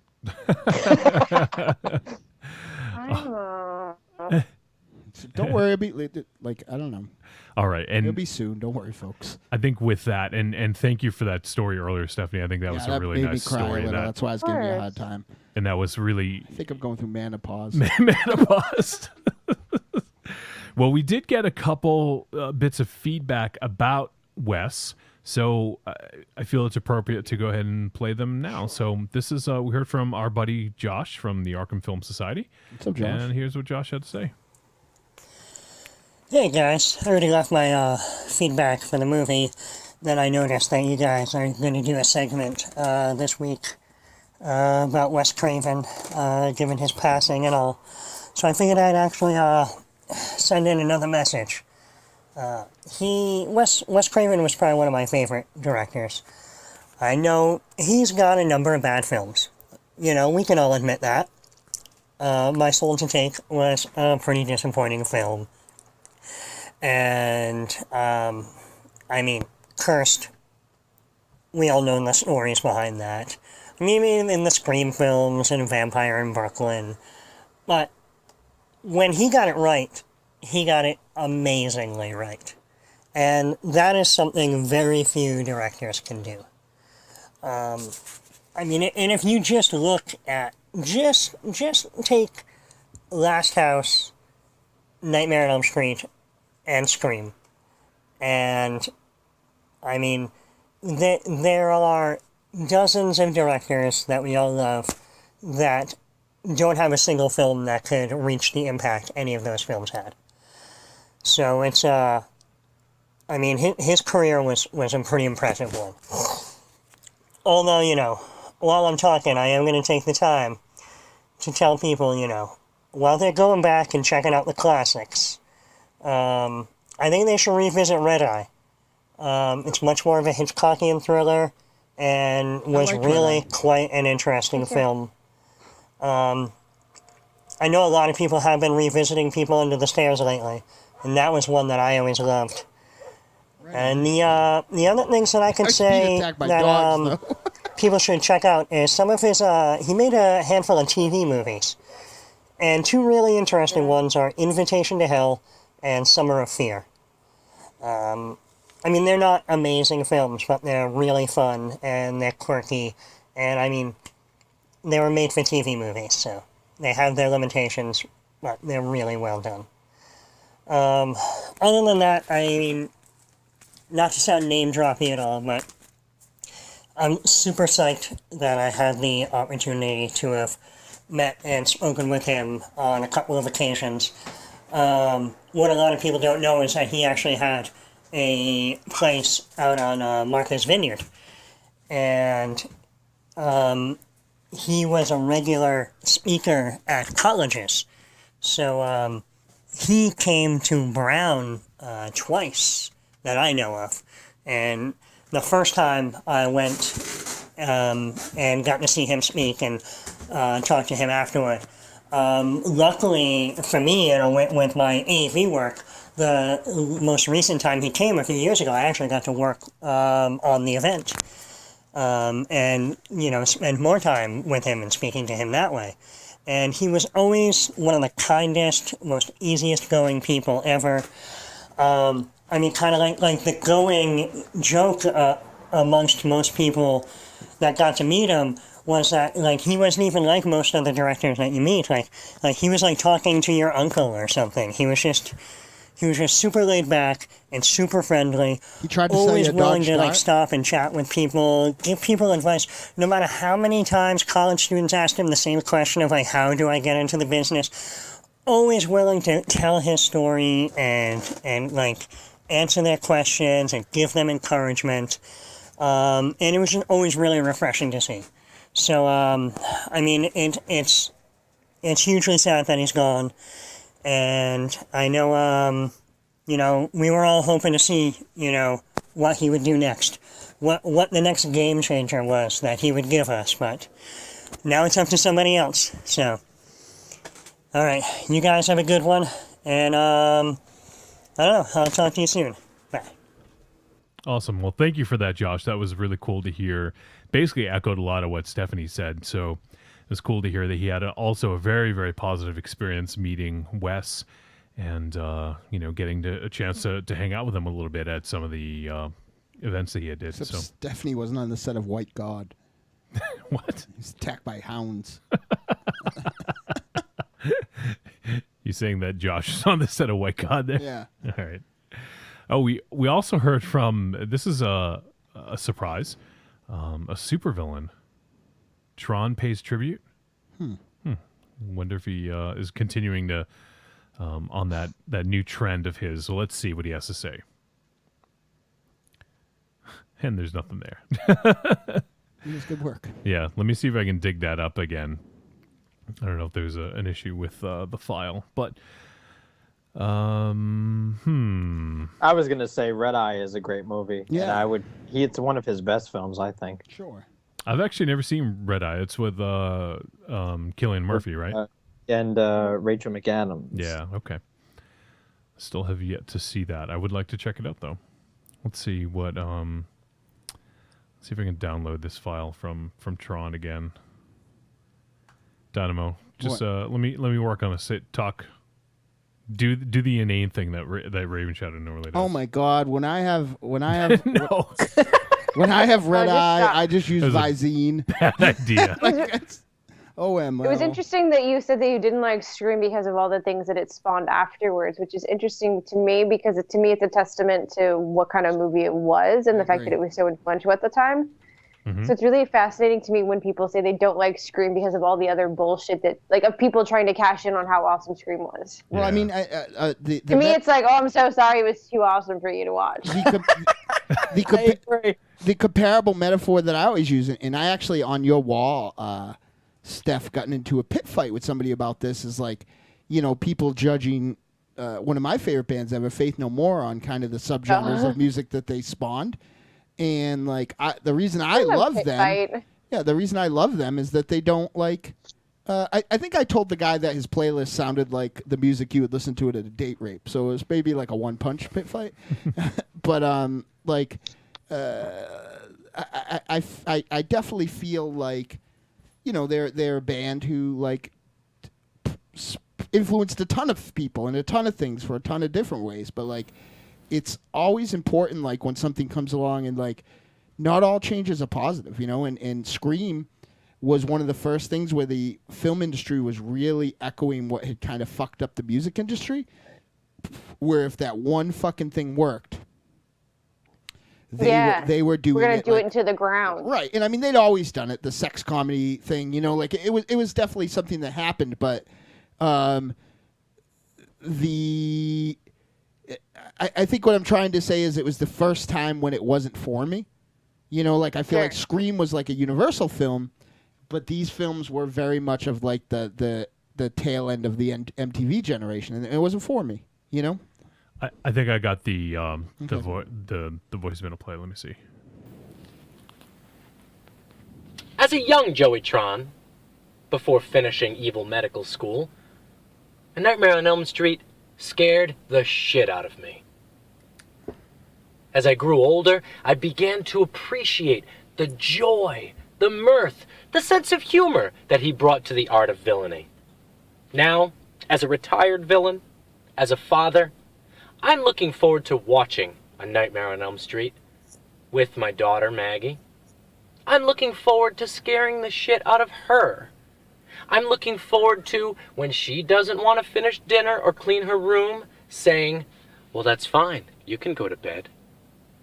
And Freddy will be waiting for you. Jesus Christ. Because that forms a bond between the generations. So thank you, Wes Craven, for giving that gift to me and my family. Thank you very much, Deadites, for honoring one of the greats. And also thank you, Freddy Krueger, for making me the villain that I was, and the man that I am today, and for helping turn me into the insufferable type of Sandman fan that Dynamo loves so much. Mm-hmm. Because dreams are the best. Mm-hmm. Especially when they involve an awful, awful, awful nightmare.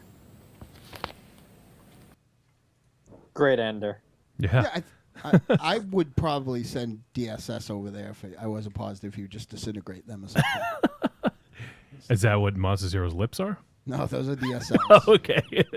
He honestly, if I was ever gonna get a beach from an ugly dude, That had to rub it. You really just. Oh. I'd grab that fucking bacon ponytail. Oh my god.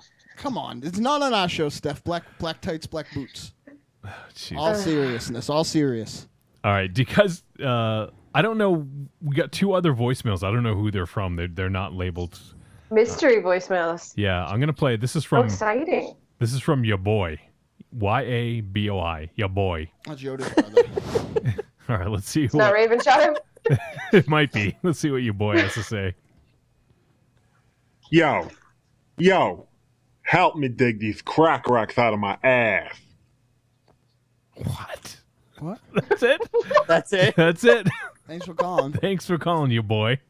All right, this is from, it says William Cutting, but I don't know if that's a legit name. So let's see what William has to say. Greetings, Trick or Treat Radio. My name is William Cutting. Thanks. Those that know me call me Bill Butcher. Ooh. I'm leaving this message to commend you on a truly remarkable podcast. Thank you.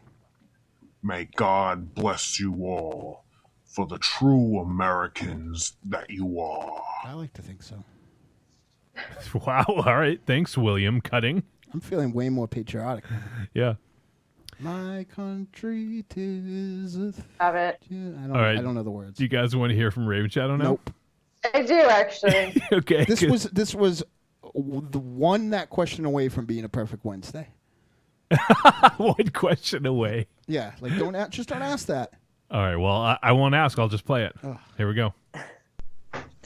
Bambaleo, it's your boy Michael Ravenshadow. I'm in a bad fucking mood, all right? And it's only partially because I was stuck for 3 hours waiting for AAA to come pick up wife and Where's the child voicemail? who was stuck on the side of the road. It's all all right? But quiet. nevertheless, what really sticks in my craw is this frickin' movie. Kumiko, the treasure hunter, or whatever. God. I should just Listen. pause it. Yeah, stop it. You know, I'm sure there was a whole lot of subtext talk, and I'm sure the colors were beautiful, the red and the snow, whatever the fuck. Yeah, you know what? Colors are great. Joel Schumacher used colors really good in fucking Batman and Robin, okay? But it was still a gay Fantasia, all right? End of the day. All right, so this movie, I don't know. I'm watching it, and halfway through, I'm like, is she watching Fargo? Like, what the fuck? And then, fucking, so she had to been handicapped, right? She's definitely mentally ill. I don't understand why she had to been in her 20s, why she thought a VHS tape from 1996 was a freaking documentary. Jesus. I don't get it. And you know what also Everything- pisses it's me like I off heard is the this fucking ahead of bunny. time. All right, listen, Stephanie, back me up. All right, don't put a bunny on a train. What are you doing? What are you doing? You know, I'm no bleeding heart. But Jesus Christ, that's fucking dumb. I'm just mad. I'm in a bad mood. You know, There's a really cute I'm bunny. glad I'm I'm sure not someone there, picked him up. Josh. I'm sure you loved it. You know, from under the overpass. You know, big ups. You know, fucking. You know, 2 headlights up or whatever the fuck. But yo, this is dumb.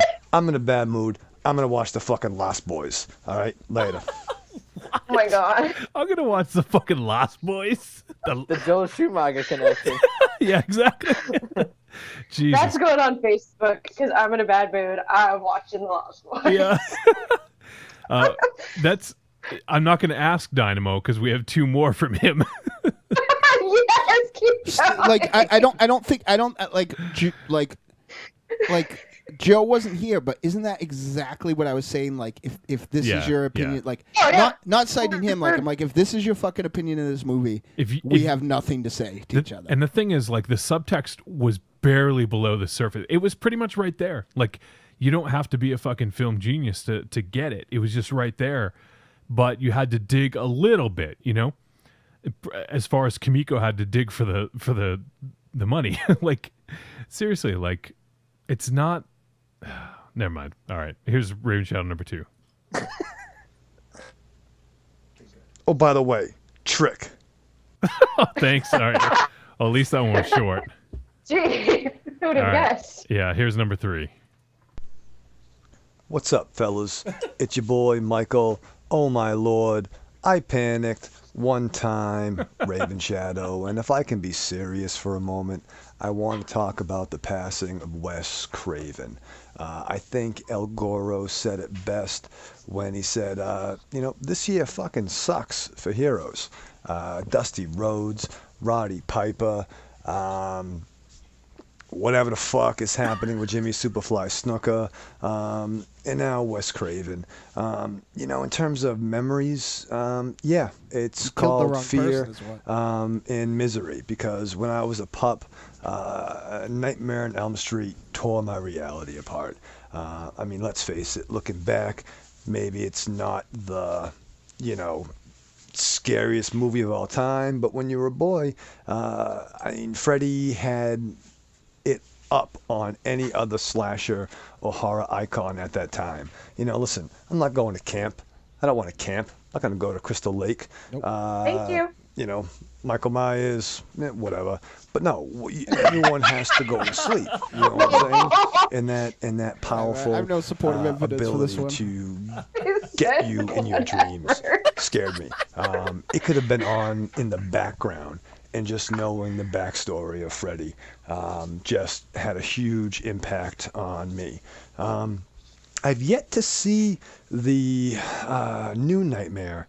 I've always wanted to, but looking back, You've only had, I guess that would be what you call meta. 15 years? And it set the stage. 20 years. For what it is, Scream was fine. But he seemed like a really cool guy. And that little cameo in the Jay and Silent Bob Strike Back. But no, it just sucks. It sucks when You really just reviewed the cameo? And if I take it back to what Dynamo says, remember and enjoy your legends, because we don't know what's going to happen tomorrow. But the world has definitely lost a great influence. He's crying. And it just sucks that that happens. Hey, I cried. So, rest in I pieces. Wes Craven, thank you for everything. And, hey, we'll see you on the other side. Babaleo. He had to fucking ruin it. So in closing, Bombaleo, he only says. liked Jesus. one of his movies, but didn't think it was scary. Didn't like anything else, but he was good in Jay and Silent Bob. How amazing would it have been if he ended it? He was like, shit, I'm in a fucking bad mood. I'm going to go watch My Soul Take. Fuck it, I'm going to go watch Scream 4. I like Scream 4! I'm just kidding. I haven't even seen Scream 4. I'm gonna go watch. I'm gonna go watch Lapster Boys. Lapster Boys. Yeah. I'm gonna watch Paps Boys. What? Paps Man? What are you talking about? Robert E. Ronsky Jr. says, thanks for a great discussion on Wes Craven. I agree that he has many films that aren't so great, but the ones that are winners had a huge impact on me and the horror genre as a whole. And he's the fucking authority on the impact on horror genre. That dude knows some stuff about, stuff about stuff. Yeah, yeah. Things about things. Yeah. And stuff and things. Definitely. So if Hopefully anyone he comes knows, to Rocket Shock so he can sign my book. Yeah. Maybe we'll have him hang out at the table. Reservoir Dog says, long live Ravenshadow. That's one thing I can guarantee is not going to happen.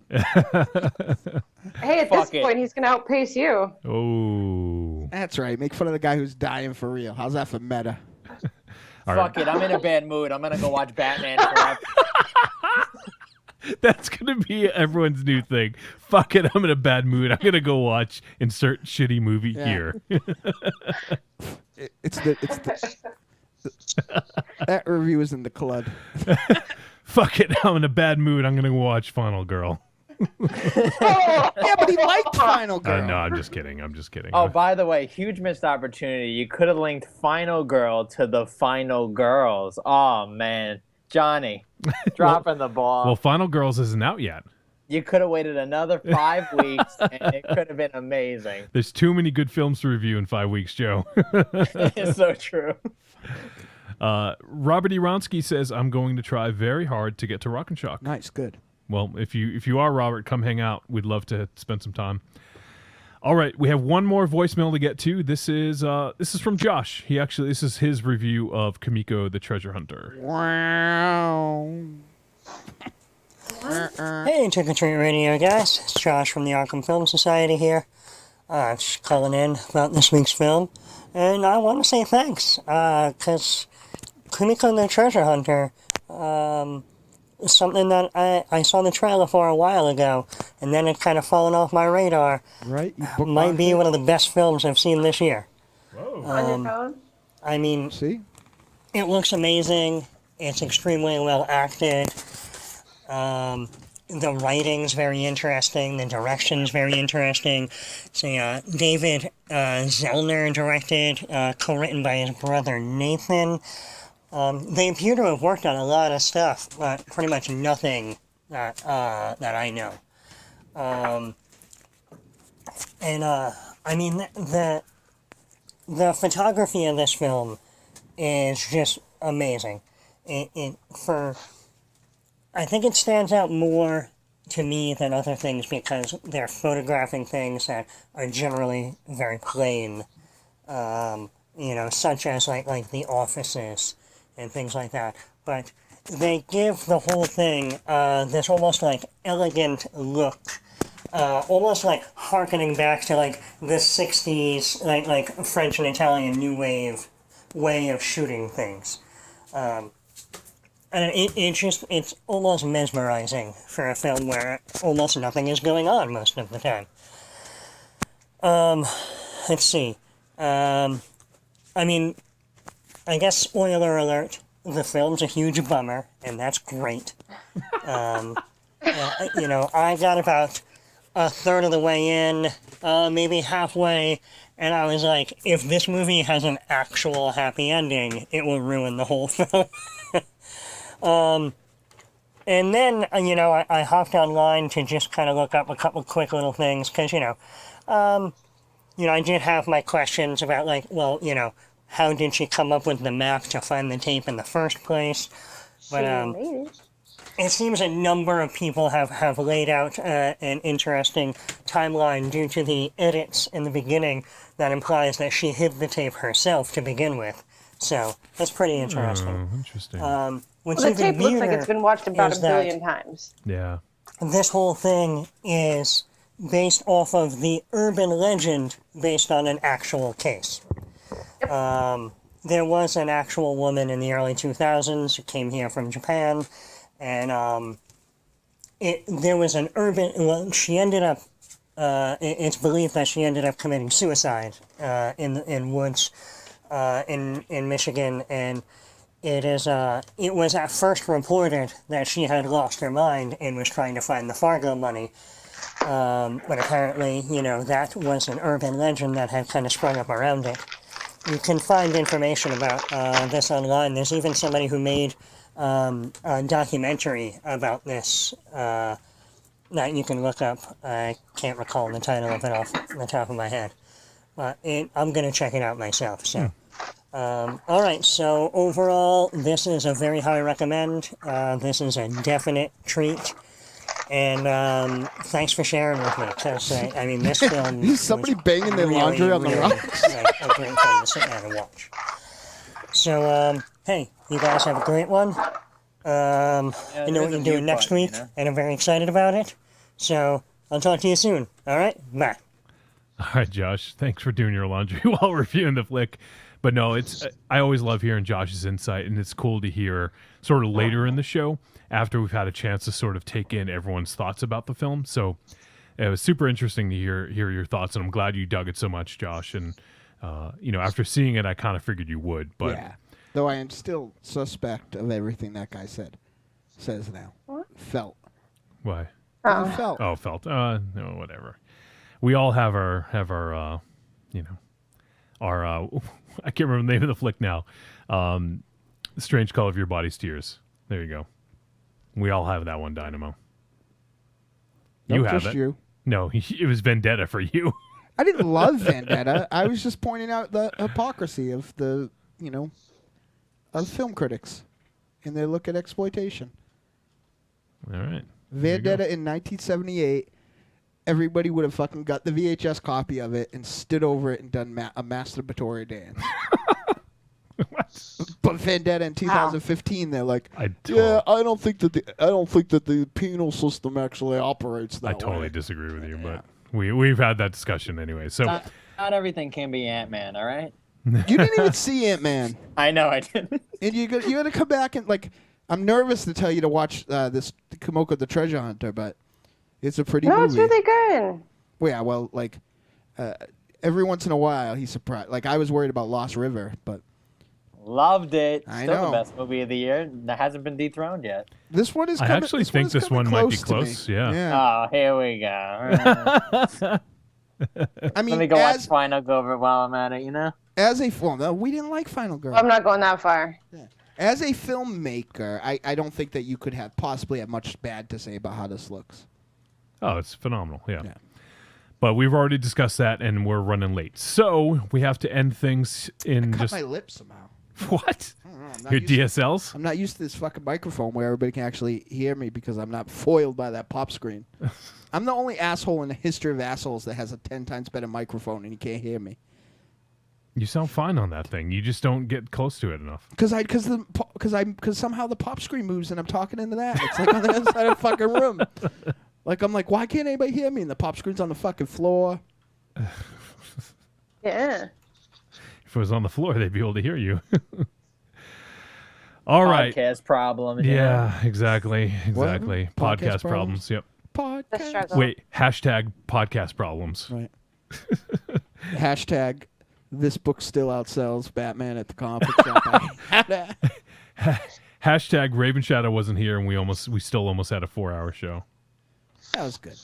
All right. Well, we do have to wrap things up because we are running late. So, first of all, you guys are the best, Stephanie and Joe. Thank you guys so much. I can't say enough. Like you guys really I appreciate you guys so much. Thanks You for make me having feel us so- on. Happy to be here. You make me feel so old. So, I actually, you know what? I have no idea how old Stephanie is. No idea. She could be 21. She could be 29. I'm staying in the 20s because I don't want to get Smart hit. man, very smart. She's looking like she's 32. Like, That's But- so funny though, but you're saying that you're only gonna say that I'm in my 20s because it's risky to say that I'm in my 30s. Doesn't that inherently insult me if I am in my 30s? I was just kidding, but I honestly, I really don't know. Like, you could be 21, you could be 31, you know? she's 19, okay? She's 11. She is 11 years older than me. No, she's not. To the hour. To the hour. 11 years older than you? Yeah, to the hour. I think mentally. Yeah. That I could get with. Only 11 years? And maybe I don't think I want to find out either. I don't want to know. Don't tell me. No, I wasn't going to. Okay. Let's put it this way. We're going to have to go somewhere else. I'm not going to tell you on air. Yeah. We're going to have to go somewhere else exactly, to hang out at Rocket Shock because, she can't get into the Lucky Dog. So, well, since you don't technically, do you have anything to plug yet, Stephanie? I know Dynamo's probably I don't have anything to plug. However, I came across a really cool project today that's on Indiegogo. Please, yeah. I don't know if you guys are big fans of Creepshow or not. Yeah. Hell yeah. Monster Zero's lips. there's... What? Monster Zero's lips. He looks like Fluffy in Creepshow. He kind of does. Okay, fair point. So there's an Indiegogo campaign right now. I think the only pledge that's available is $25 because it's going to getting the Blu-ray release with extras. So it's like this Just Desserts, the making of Creepshow Blu-ray. Oh, okay. Interesting. It's an Indiegogo. It's $25 pledging, plus ship, but it gets you the Blu-ray with the extra treats and little inserts and whatnot. So I just thought it'd be really cool to mention. I know for me, sometimes it sucks when I find out about campaigns like this that I'd be interested in afterwards. Yeah. So I wanted to let you guys know before it does expire. It just seems kind of cool. I definitely will be backing it myself. You mean like fucking Josh doesn't let me know about the Vinegar Syndrome Indiegogo for the streaming campaign? Like that one? Yeah, I would never do that to you. Yeah, because you're nice and he's evil. All right, cool. Everyone go check that out. It sounds really interesting. Before Just Desserts, the making of Creepshow. And I like dessert, too. Too much. Before we get to Joe's plug, I'm just going to catch up on the chat room and finish it out here. Reservoir Doug says, I'm in a bad mood. I'm going to watch Dynamo home videos. Beats on a string, baby. Jeanette says, #win. And then Reservoir Doug also says, thank you, JW, for carrying Dynamo for the second half of the show. I don't know if I carried you, did I? I'm not sure. I think those guys carried us. I always do. And then Reservoir Doug says she's 111, referring to Stephanie's age because she's Correct. 11 years older than you. Stephanie is like a real life rickshaw for me. I wouldn't even be able to mentally navigate the internet in real life without her. And GSBH says, I have a really good moisturizing regimen. That's the secret. Yeah, that's a secret sauce. Yeah, it's why her relationship with Monster Zero is so good. She puts the lotion on her skin. So she doesn't get the hose again. Oh, word. You put the lotion on your skin. All right, and the last comment on the chat room is from GSBH, Gene Siskel's balding head. He says, I think you guys just beat the Jerry Lewis telethon in terms of length. I didn't even feel like this was a long one. So. And he also said Creepshow is Ravenshadow's life story. And he got his cake. Yeah. I'm in a bad mood. I'm going to go watch Just Desserts, the Make It a Creepshow. And on that note, I think that's going to close out the chat room. Thank you, everyone, for tuning in tonight. We had a lot of people hang out, some first-timers and some people who've been hanging out for a while, so we appreciate that. And now, Joe, let everyone know where they can find the awesome Film for Thought podcast. filmforthoughtpodcast.com, and we're currently going through the James Bond retrospective, so that's over at filmforthoughtpodcast.bandcamp.com. And since we're talking Wes Craven tonight, we also have several shows on the entire Nightmare on Elm Street franchise over there at Bandcamp, and also our longest, I think our second longest show ever, 4 hours on the Scream films, all four of them. So that's over at Bandcamp, and follow me on Letterboxd, letterboxd.com/Joe DiCanio. There you go. Just don't let him know that you're on Letterboxd, because he'll be like your fucking teacher with homework. Yeah, exactly. He's all over me like a cheap suit. Like, I'm surprised I haven't got shit about Final Girl. You're not even posting anything lately. Yeah, what the man. fuck? Because it sucks. I haven't watched the last movie I watched was Final Girl. The amount of 3 out of 5s you have on your Letterboxd are retarded. Why? It doesn't make sense. Why? Everything's either a 5 out of 5, a 3 out of 5, or a half.